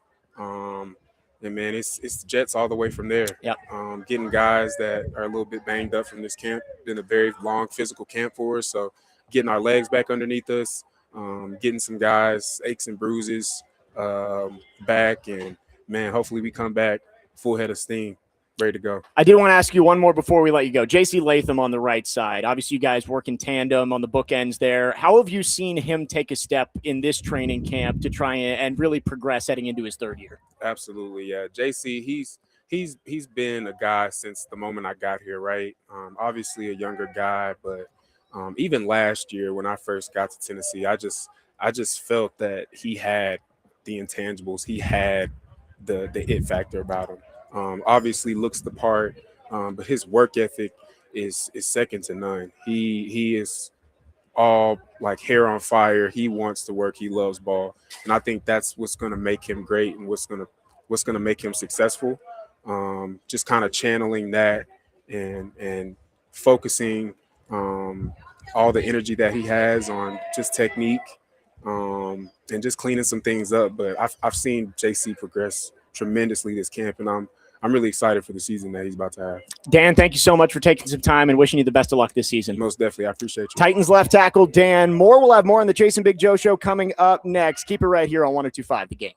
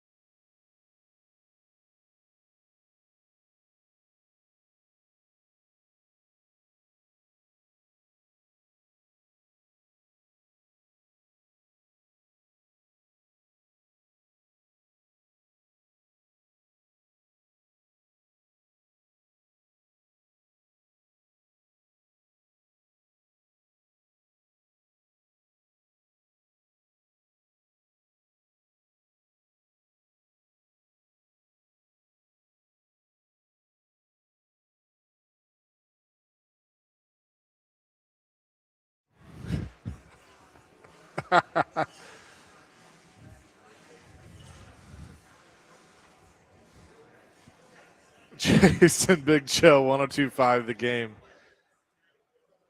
Here on this Thursday. Appreciate Dan Moore for joining us. You're joining Jake over at Titans camp. Look, man, it's like we've been saying, if that offensive line could just be average, it's an improvement. Now we got to see it in the first game versus the Jets. And everything now is pointed toward the Jets. I don't really care about the Bears. It's about the Jets, about opening game, September 13th, winning that game, winning every facet of that game, winning by a point, winning by 40. It doesn't matter. But if that O-line can come together that day with the home crowd behind them, honoring Chris Johnson, I mean, it's all sets up for a beautiful day. But you got to win. That's what it comes down to. You got to win in order to have a great season. And it starts with against the Jets. Winning is everything. Winning is the only thing. What is that from? My whole life. The Joe Dubin experience. Yeah. Winning is it. Why do you, the thing you always like this? Like, well, trying to get better. That's for the experience. Then why do we keep score? Right. Yeah, what would be the point there? Yeah, why we keep scoring? Because it's winning. And look, it's okay to lose. Don't be happy about it. It's okay to lose.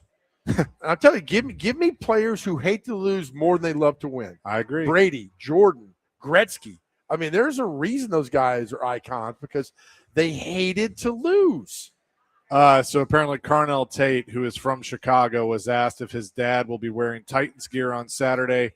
He replied with, quote, "Hell no." That's interesting. So it's okay. So he's still a Bears fan. Yeah. Okay. His dad. All right. Whatever works for you. I wonder if Carnell's saying that now, his dad's gonna be like, "Okay, I'll wear your jersey." Would you not wear your kid's jersey? I would. Yeah. To each his own, man. Yeah. I know there was a hit on Wan'Dale Robinson. He was slow to get up, but he walked out under his own power.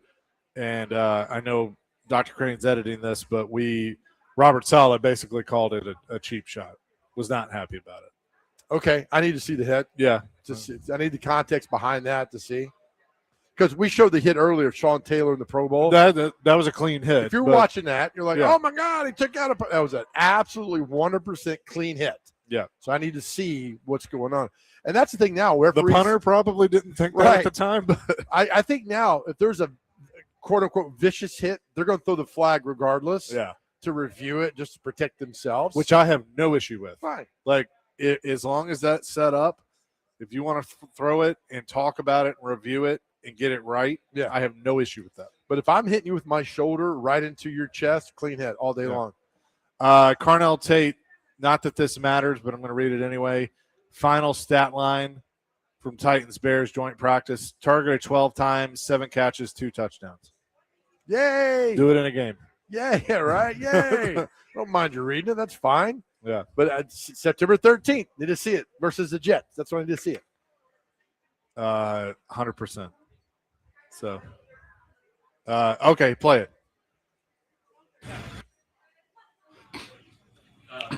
Obviously, the hit on Wan'Dale in this type of situation. Cheap. What do you say to your guys after that, just to make sure there's no retaliation? No, I thought our guys did a great job composing themselves. I thought they did a great, I thought they did a great job. That was, you can tell he's a little upset about that. Was that it? Yeah. Is that the press conference? No, that was his. Okay. I mean, we're about to go to break, but okay. That was on the hit. Connor Newt, who was at practice, said, "Looks like Woods led with his head. Thought it was cheap." Okay. Looks and is 2 different things. Okay. I need to see it. We're not allowed to see it though, are we? I don't think anybody we can taping see that. it. Yeah, I don't know. We probably can't. Well, maybe it'll show up on Sunday or Saturday when the Titans go after this guy for the late. All of a sudden, it's like broadcasts everywhere. Right? Let's see that right there. I don't know. It's camp, right? Things happen, man. Guys get tossed around. Guys get this and that. It's practice. It's the last one. That's their last practice, right? He is getting checked for a concussion, though, so you don't like seeing that. No, but I think that's standard, which is good. Yeah. So hopefully he is all good. But that is the latest from practice today, the joint practice. And I'm seeing very up and down for Cam Ward is what Okay. People are saying. So I value like Tehran and Paul. Yeah. I like their assessment. Pretty much neutral down the middle. Yeah. For what they have on these guys. I love Jim Wyatt, but Jim works for the Titans. So we're not going to get that part of the view of what we need to see. What about Parker Kelly? He works for us. Parker Kelly should be. What about Connor Newt? He works 100% right down the middle. Okay. Parker says assessment of Cam Ward at the halfway mark. This was an hour ago of Titans Bears joint practice, very up and down. Missed both Calvin Ridley and Carnell Tate in the back of the end zone and red zone work. Responded at the end of team period with a touchdown to Tate on the opposite side of the end zone. Tate was wide open. Okay. Well, I mean, that's you got to make those, right? Yep. But you can't. I think that's my biggest concern with Cam is like we'll get to the tough plays. I need you to make the easy plays. Right. Yeah, all that. So if you can do that, then that's what I want to see. Yeah, and we got to see it soon, right? Got to see it to believe it. I am typing in who's the most historically accurate quarterback in the NFL history. I don't know. That alarm going off is interesting. They say the most. Who has the record for the highest career completion percentage in NFL history? Is at 68%. Do you know who it is? The highest completion percentage? Yeah, highest career completion percentage in NFL history, around 68%. Drew Brees. Bingo. Chase McCabe. Well done. He's considered the most historically accurate quarterback. That was a shot in the dark. Yep. All right. Well, we're going to go see what this alarm's all about. But we'll be back in an hour. Are we at Ricky's house? No. We'll be back for hour number 3. Chasing Big Joe, 102.5, The Game. The Klingons are coming. Oh, man.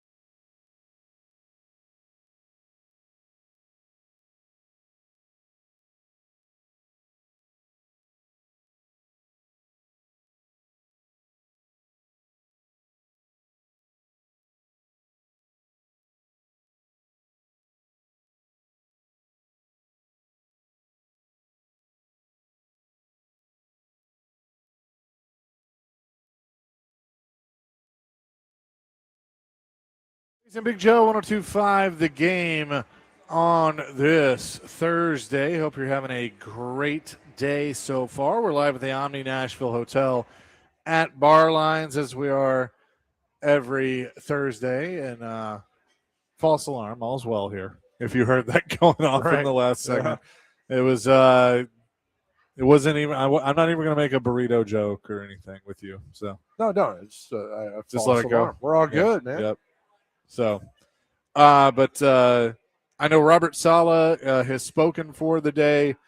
They've wrapped up stuff over there at Titans camp. So let's hear what Robert Saleh in his entirety had to say after practice.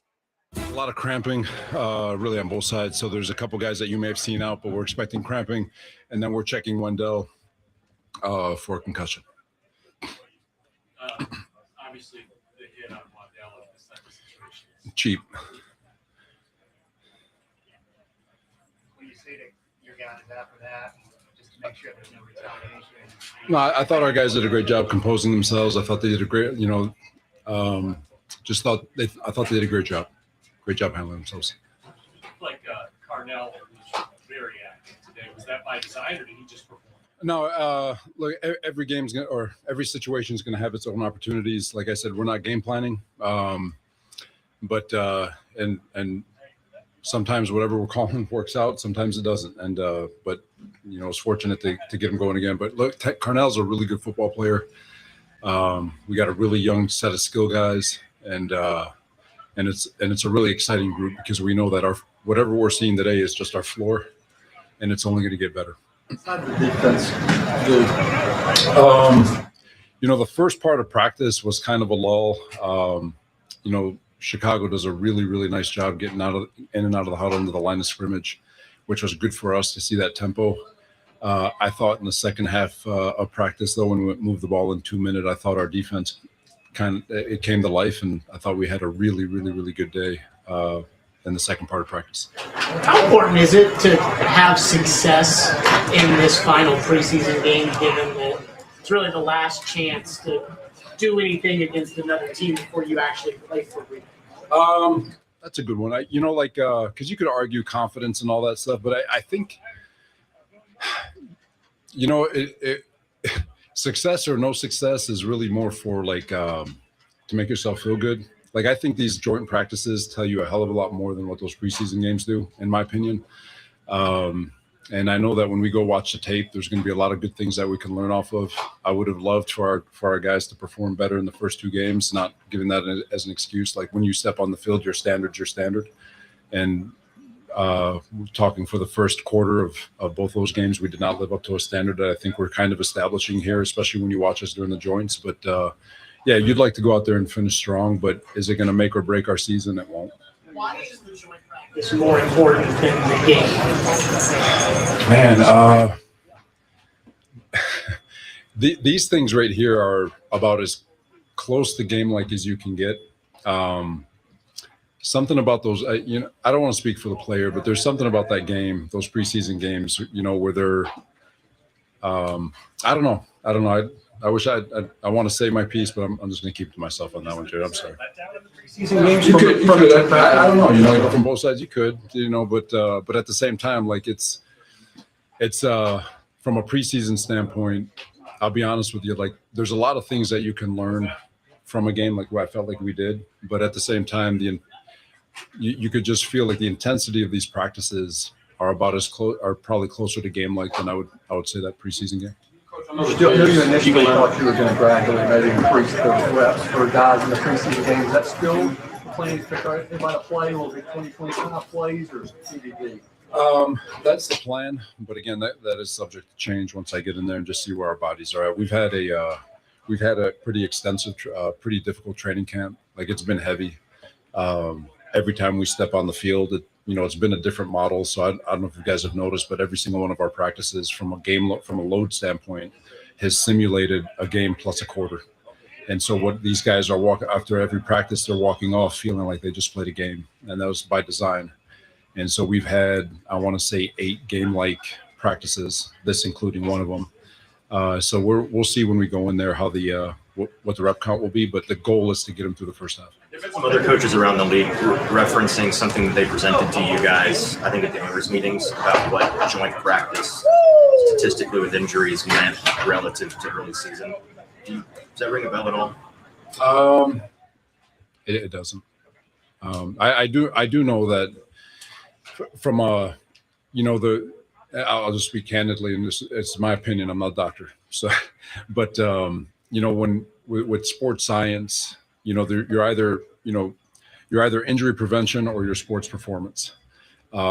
Injury prevention, put bubble wrap on those guys, pat yourself on the back that you didn't have any injuries during training camp, but then you have a bunch of injuries during the first 4 weeks of the season because you're not calloused.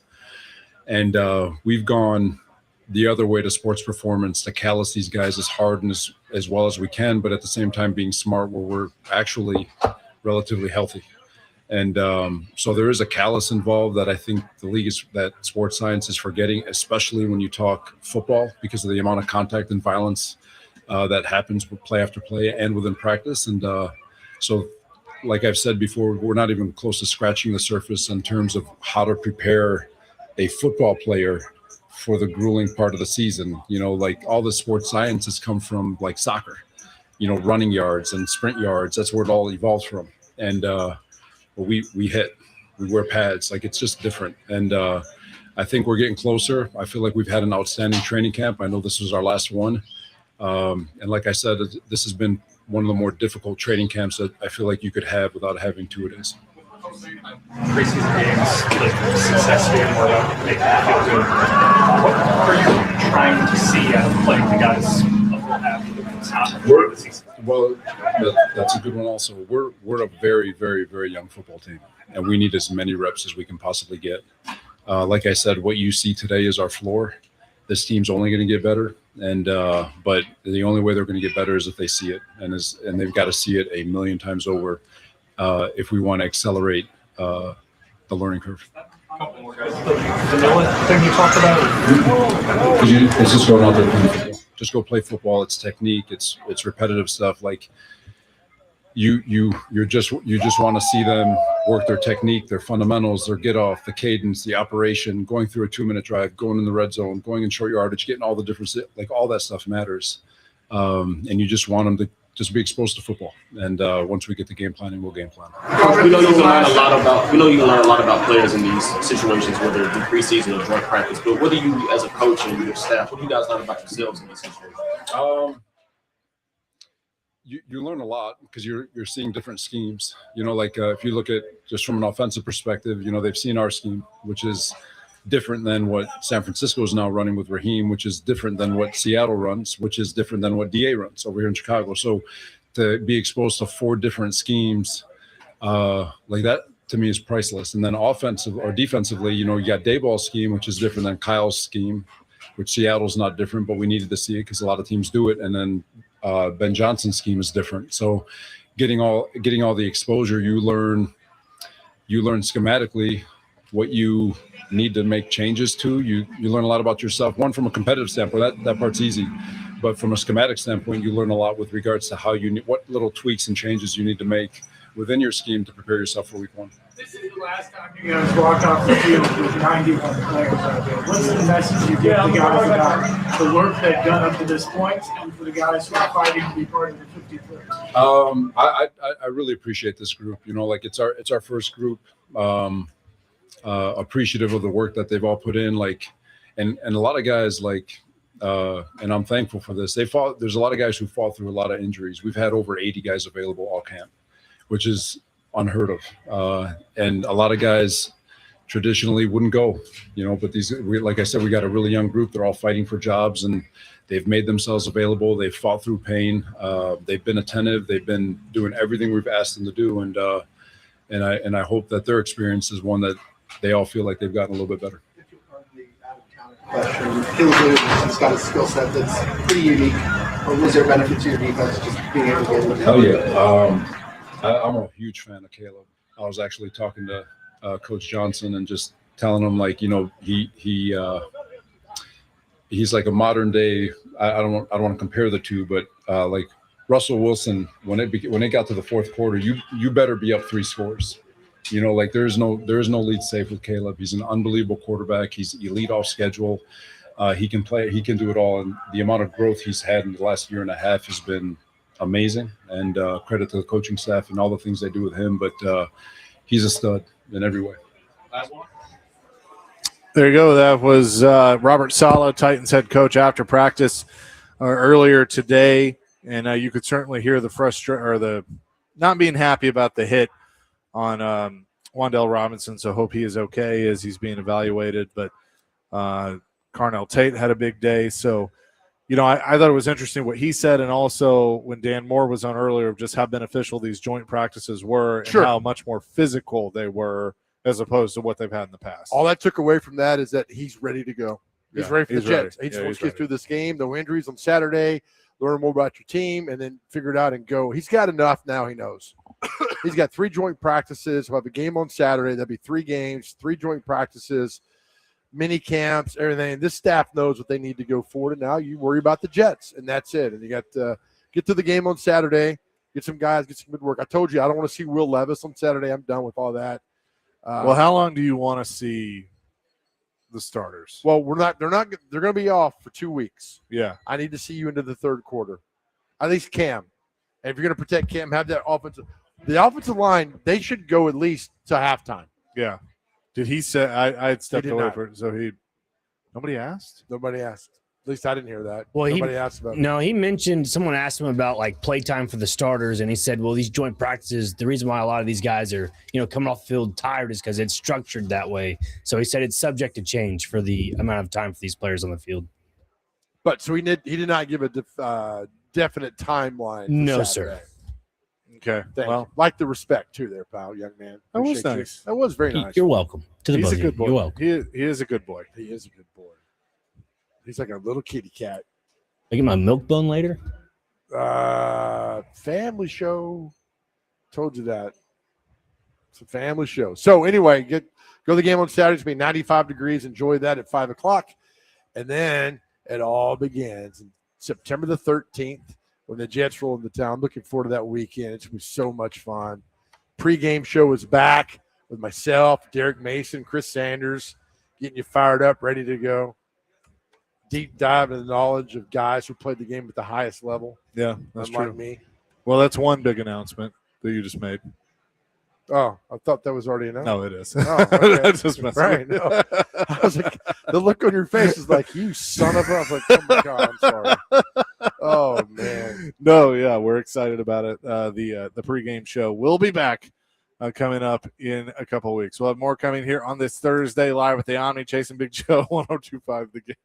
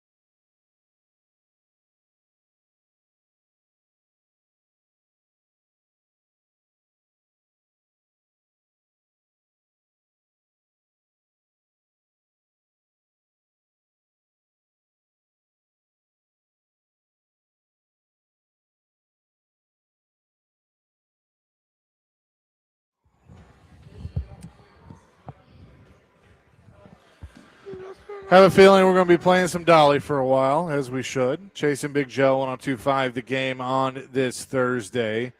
We were happy to be a part of an initiative put forth by the Tennessee Association of Broadcasters today. Excuse me. Every radio station around the state of Tennessee was asked to play I Will Always Love You at 8 o'clock this morning across the state in unison as a tribute to Dolly Parton. I know a lot of stations around Nashville did, which was cool to see. So, and obviously all our stations did here at Cromwell Media. So we're happy to do that and keep playing, keep the music alive. So what is it you always? I think this is a fabulous quote. We all die twice. Yes, once when we physically die, and second time when we our stories stop getting told. Yeah, I think that is right. Very profound. 2076. I'm listening to the show while riding the train to Milwaukee. Going to watch my Rangers play the Brewers after seeing the White Sox spank them twice. Bear fans are fired up for Saturday night. Thank you, 2076. Yeah, that's awesome. On the train. Have you been on a train? I've never been on a train. Yeah, I've actually out of Chicago up to South Bend, Indiana, when we went and saw Luke Combs. Okay. Yeah, so it was cool. I wouldn't mind riding the train from here out to the coast. Oh, that'd be nice. Sitting back, right? Go get on here, go down to Memphis. But every time I watch like a train, like on the movie, it's like somebody's getting killed. It's always like there's no relaxing train. It's like James Bond on a train. Somebody's trying to kill him. I mean, that's what would you do if you're just sitting there on the train and you hear like somebody running? Like, is John McClane here? Or what's going on? Well, hell, look at NSYNC's video. Bye, bye, bye. They're getting attacked on a train. That's true. They're running on top of a train. I don't know. Plus, there was a movie in the 70s called The Andromeda Strain. Yeah, where like there's a virus on this train. So I'm not. We don't have. So the nearest Amtrak's Memphis, right?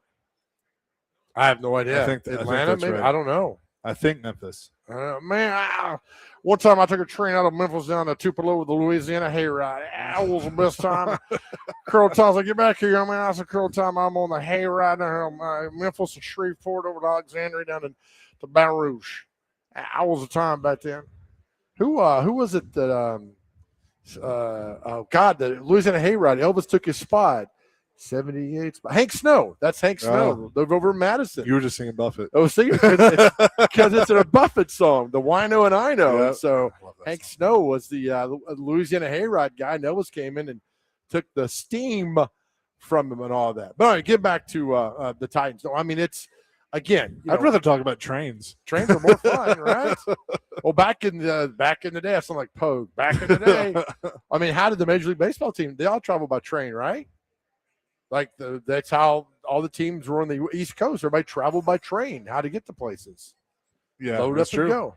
Well, I mean, like in Chicago, that's how you go. When I go see Ryan, he lives out in the burbs. We'll take the train into the city. It's cool. I mean, it's. I was told to build a track in Nashville, like from Murfreesboro coming in here, is like $1 billion a mile. That's what somebody. I was like, "There's Don't no we way." already have tracks though that go from? I thought why so. can't you use existing tracks? Why don't you make that your platform? I'll be dead by the time all this happens, so you got time. I don't understand. In the words of Mr. Eckhart from Red Dawn, Chase, avenge me, boy, avenge me. Okay, get the train. I got you to happen that way. College football tonight. Austin Peay takes on Gardner Webb. I think Cumberland has a game. I don't know if it's home or not tonight that they're playing too. So football starts tonight and rolls in. We got high school football tomorrow night. We got games. Is there a game tonight for high school football? Yeah, I think there is. A few games play on Thursday night. Hang on, just a second. You good? Yeah, Austin Peay and Gardner Webb to our fine folks up in Clarksville tonight, and then Austin Peay comes to town next week. Clark Lee had somebody sent me something earlier. Talked about starting quarterback for Vanderbilt and said, was it Blake the whole year? And he's like, just for the Austin Peay game is Blake Burowitz. Look, Jay Leno, Chase, walking across the street. Jay Leno, downtown Nashville. So those are things that are happening. But fired up for this. So I'll find the Austin Peay. There's some NFL games tonight too as well. Do you see Herb Street's calling the prime game? Yep. Patriots and the Browns. Yep, he sure is. Yeah. Sorry, the site I was going to isn't working, so I'm not trying to. TWSAA.org not working? No, that's the one I'm going to now. Okay. It's working. Your OnlyFans site not working? That's all right, No, buddy. I don't have that. Let's see. We got Blackman at Cane Ridge. Oh, okay.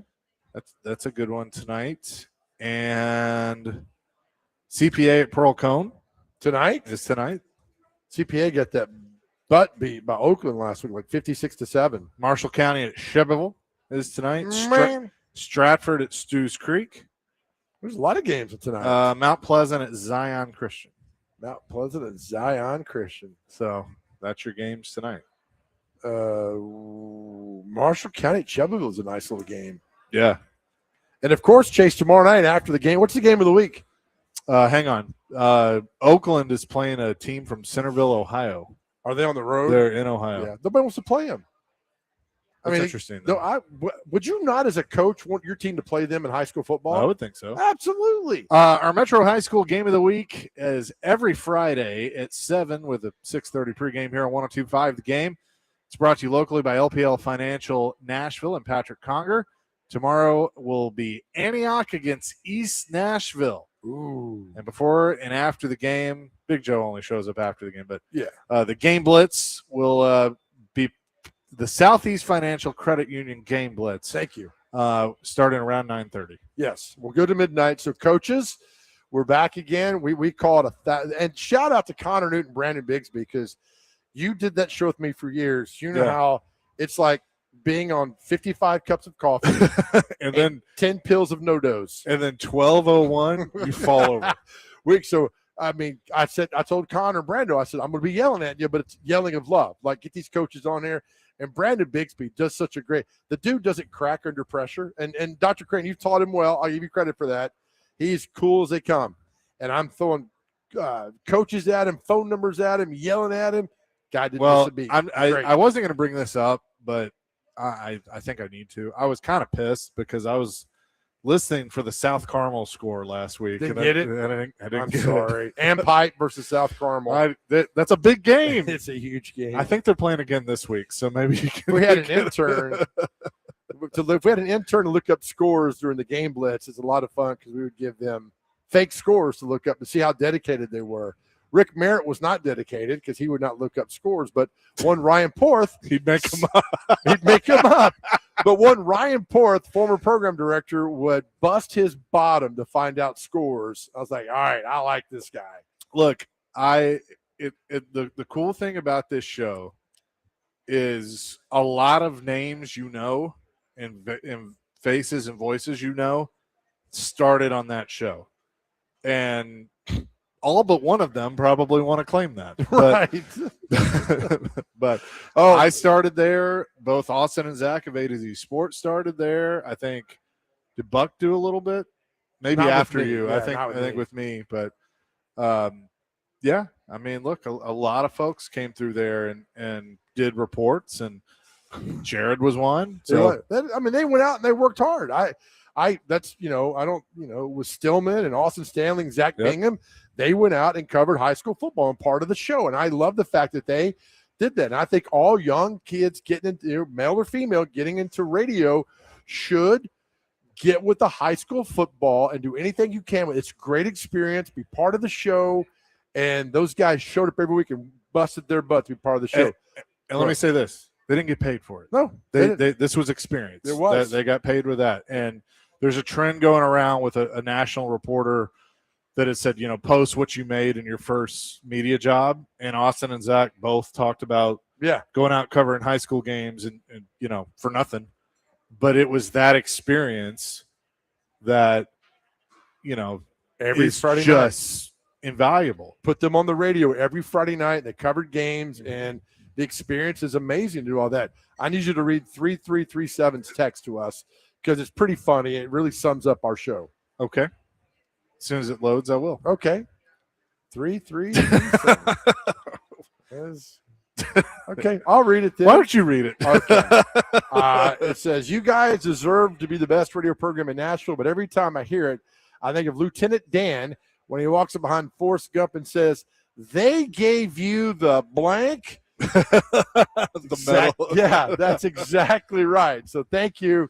3337. TD from Nashville real quick says Cumberland is at home tonight. They're taking on St. Thomas, Florida at 6 p.m. Blackout uniforms. St. Thomas is ranked number 16. So a game tonight in Lebanon. Cumberland taking on St. Thomas, 6 o'clock. Noakes Lassiter Field tonight in Lebanon. And St. Thomas is ranked 16. So we got football everywhere, man. No excuse not to get out and cover a team. Absolutely. Well, and more coming here on the Chasing Big Joe show live at the Omni Nashville Hotel, 102.5 The Game.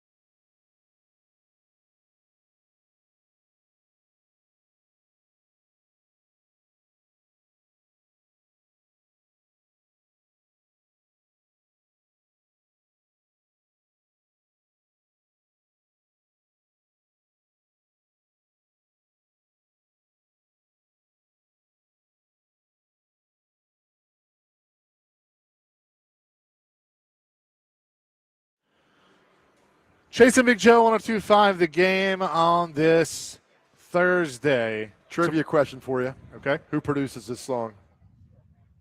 Is this Eddie Murphy? Yeah. I don't know. Rick James. Really? Well, it sounds like Rick James. so Right? that makes sense. People know don't know. By the way, speaking of Eddie Murphy, have you seen this AI? You know, there's all these famous memes or GIFs that people have used. Yeah. Somebody took an AI of all the famous GIFs. So, like the guy turning back and looking at the girl, and then I think it's Eddie Murphy doing the. That's not. It's not. It looks like him. Yeah, Well. Dr. Crane. What I do? Oh, it's got the little No. girl in the car. But anyway, they put them all together. I think it was Derek Mason. I wasn't sure there. Inside joke. Inside, baby. By the way, first time I've gotten to do this year. Our college football game of the week will come your way this Saturday at 2:00 as San Jose State takes on USC for our college football game of the week. It's presented by Twin Peaks, home of the 29-degree drafts. Wall-to-wall sports coverage also available on the Game Nashville app and at thegamenashville.com. Love that. To that. You could read that all the time, buddy. Yep. I'm Get it excited going. Saturday. There's some good games on. Over in Ireland. I mean, they got to win that game, right? You would hope so, but TCU beat the snot out of them last year, right? Yeah. And now I just saw where we reported a few weeks ago, but Belichick's son is didn't make the trip. Yeah, he's And got look, something going on. I hope he's okay. Exactly. I mean, like Bill and his girlfriend Jordan, whatever. But when your son's got to check out to go get help, we hope you get the help you need and you bounce back in a great way. yeah. So Steve Belichick is who we're talking about, who's kind of the coach in waiting, defensive coordinator, Yes. whatever. So Yeah, hopefully all is well with him. It is. And I think, you give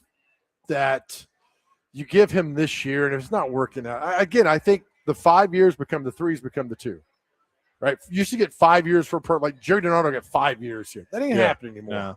You get 3, you might get 2 at the 3 at the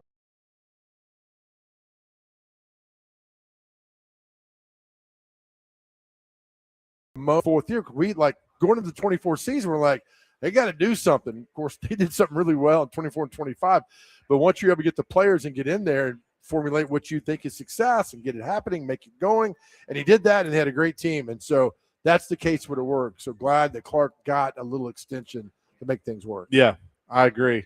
Going to be interesting. I haven't had a chance to talk to you about this, that Blaze Berlowitz will be named the starter for the Austin Peay game, at least. I think that's what you said. Yes. Clark said, Yep. that it's kind of is it week to week?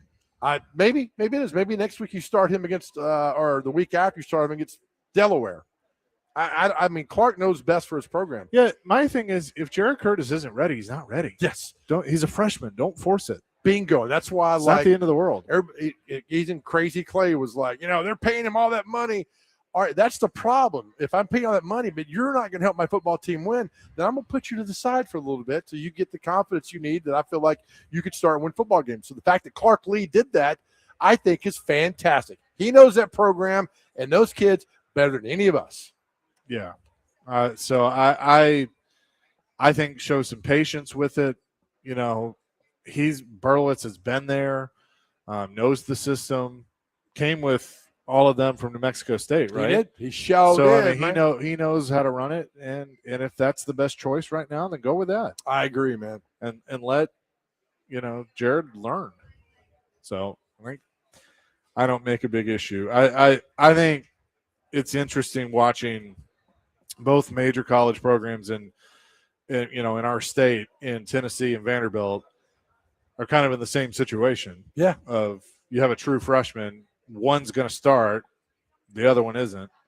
But I think it's certainly going to be interesting to watch. Well, and that puts a lot of eyeballs on the team, so it's happening. I mean, for Josh Heupel, I think he's a great coach, and he felt like Faison Brandon was the guy to lead the team out of the gate, and I think we kind of all knew that as well. But now you just go forward with your guy and win games. I think Heupel made the right decision there. Again, he knows the football team better than we do.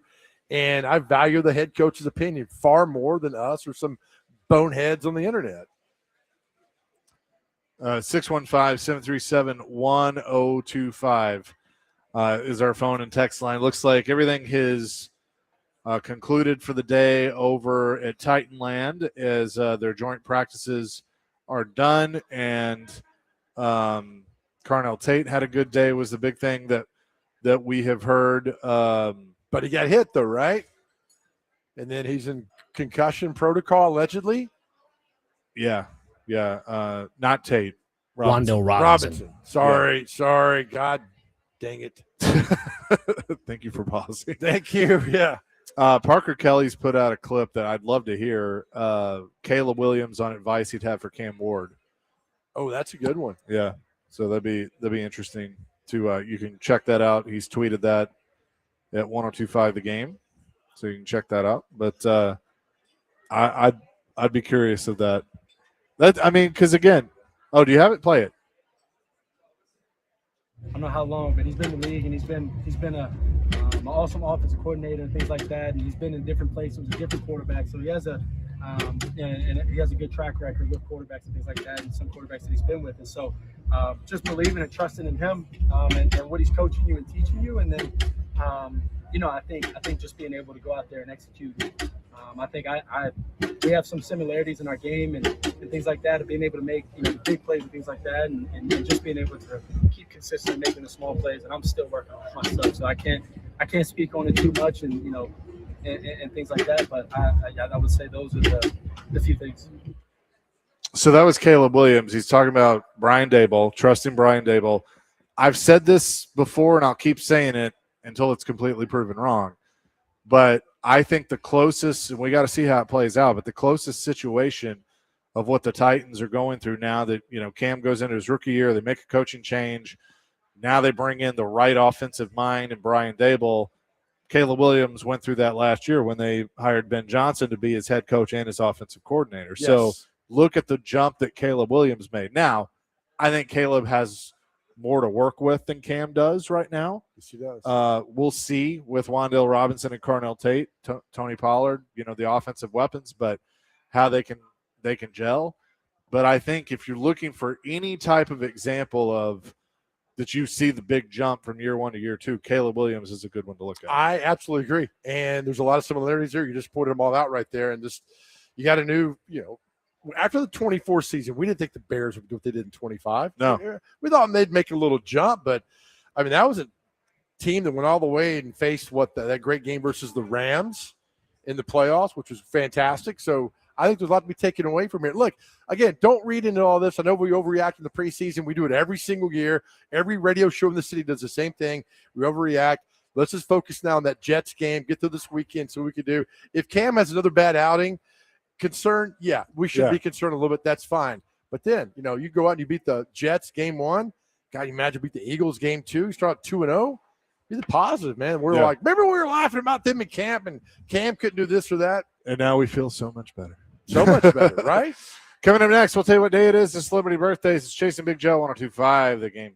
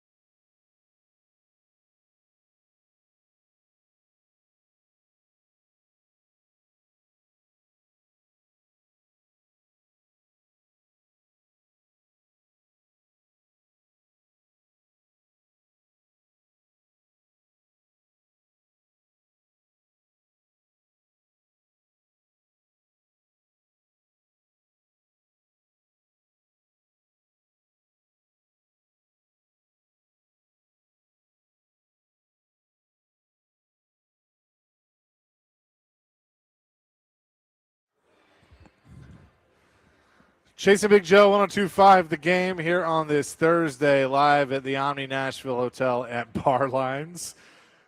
One of my favorite accounts to follow on Twitter is Super 70 Sports, and the video of Tommy Lasorda beating up the Philly Fanatic. Oh, yeah. Popped up today. Was that an anniversary? Was that like today? Maybe. I don't know. 1980? That's so great.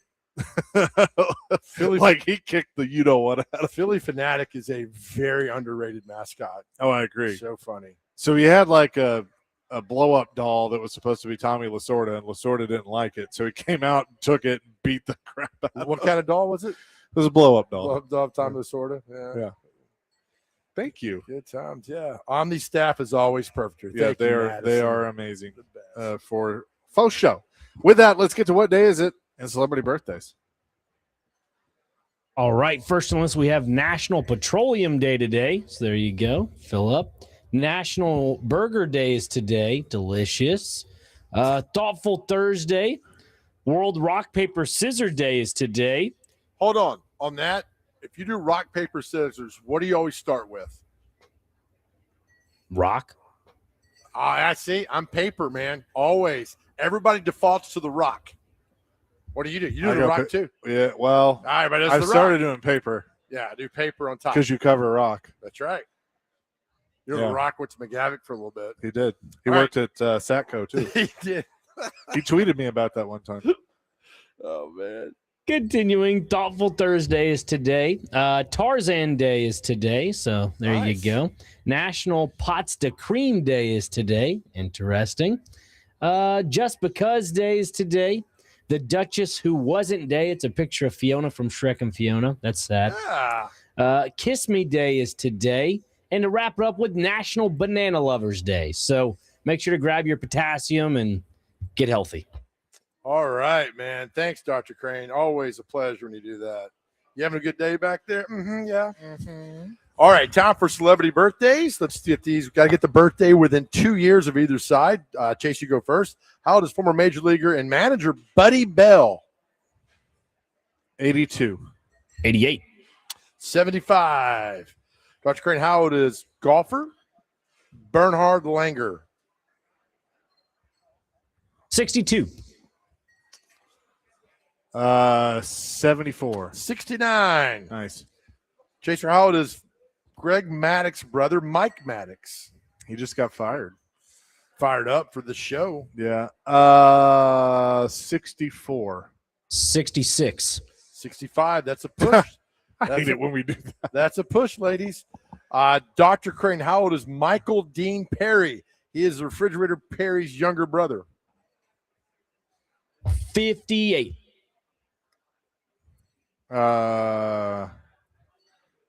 60. 61. All right. Chase on the board, 1-0. Chaser, how old is Hall of Famer Jim? Is he Hall of Famer? Jim Tomey in the Hall of Fame? Yeah, I want to say yes. Okay, Jim Tomey. Me? Yes. 57. 62. 56. Chase up 2-0. Dr. Crane, how old is Jesse Pinkman from Breaking Bad? Aaron Paul. Jesse. 53. 56. 48. Chaser, how old is Downtown Julie Brown from MTV? She's on like the 80s Sirius XM channel now. 90s. Right? 90s. Thank you. She is 58. 62. 63. It's now 2-1. Chaser. Dr. Crane, one of the best guitar Jim players. Tomey is in the Hall of Fame. Okay, thank you. One of the best guitar players of all time. Alex Lifeson, the guitar player for Rush. How old is Alex Lifeson today? By the way, they're touring again. Thank God. Oh, good. 54. 74. 73. Chase up 3-1. Chase, how old is gospel singer Yolanda Adams? Beautiful woman, beautiful voice. 58. 60.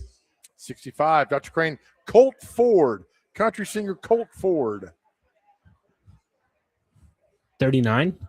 Built Ford tough, huh? He is. 42. 57. Chaser, rapper Maze, M-A-S-E. 43. 52. 51. It's now 3-2. We're down to the final two. Dr. Crane, rapper Mario. How old is rapper Mario? Mario is 54. 47. 40. Last one, the bass player for No Doubt, Tony Kanal. How old is Tony Kanal, the bass player for No Doubt? This is for the final one here. Chase is up 3-2. Is this me? This is you, Chase. 56. 54. At the buzzer, Chase McCabe. He is 56 years old. Chase wins 5-2. Under pressure, feeling the pressure, Chase McCabe does not buckle. Sorry, Dr. Crane. I try. It's all right. Yeah, good battle there, Dr. Crane. He's starting to feel his form again, folks. Watch out. Yes. Yep. 2 in a row. Wow. The other day. We're DVD coming up next, but we're excited about tomorrow. As someone that has kind of seen this basically from the beginning, 3 months in, I started as an intern. I've spent my entire career here. Tomorrow is going to be a special day. 15 years since 102.5 The Game came on the air. Big Joe was a part of that. Was at the beginning with the Big Joe podcast, and then later the Sports Revolution. What did we talk about on the Big Joe podcast? It was the same as it is now, just awful. But we'll be doing that tomorrow all day long, starting at 6 in the morning. T-Line in West Nashville. Robbie and Rexroad will be there, and all of our shows will be there. We'll have prizes to give away every hour on the air. Preds tickets, Vandy tickets, concert tickets, much more. Plus, you can come by and register to win Predator season tickets as well. So excited about it. And thank you. All of our sponsors, there are like 20 of them, and we don't have time to read them all, but they're on thegamenashville.com. But thank you to everybody involved in our coverage tomorrow. So we're looking forward to that. There you go. As we leave our message every day to our guys out there, I'm going to leave with something that Dolly Parton said that I heard last night, which was just beautiful. She said when she came to town, she had 2 choices, one in succeeding, one in failing, and she thought succeeding would be more fun, so she went that way. But she was not afraid of failure because she knew she would fail and get back up and go again. Listen, that's a message to our guys out there every day. You're doing so well. I know some days you feel like you're against the world. I told you, just ask God for a break. It's pretty simple to say, look, Lord, today I just need a break. He'll listen to you. Once you talk to him, he'll listen to you. We tell you every day how beautiful, how wonderful you are. You're doing a great job. You're doing a fantastic job. Reach out to us anytime you need to talk to the men who've gone to therapy that we've talked to. God bless you. I'm so proud of you, what you're doing. Know how much we love you. At the end of the day, know this, more importantly than anything else you'll ever know, how much God truly loves you. Amen to that. Peace, love, rock and roll. DVD coming your way next here on 102.5 The Game.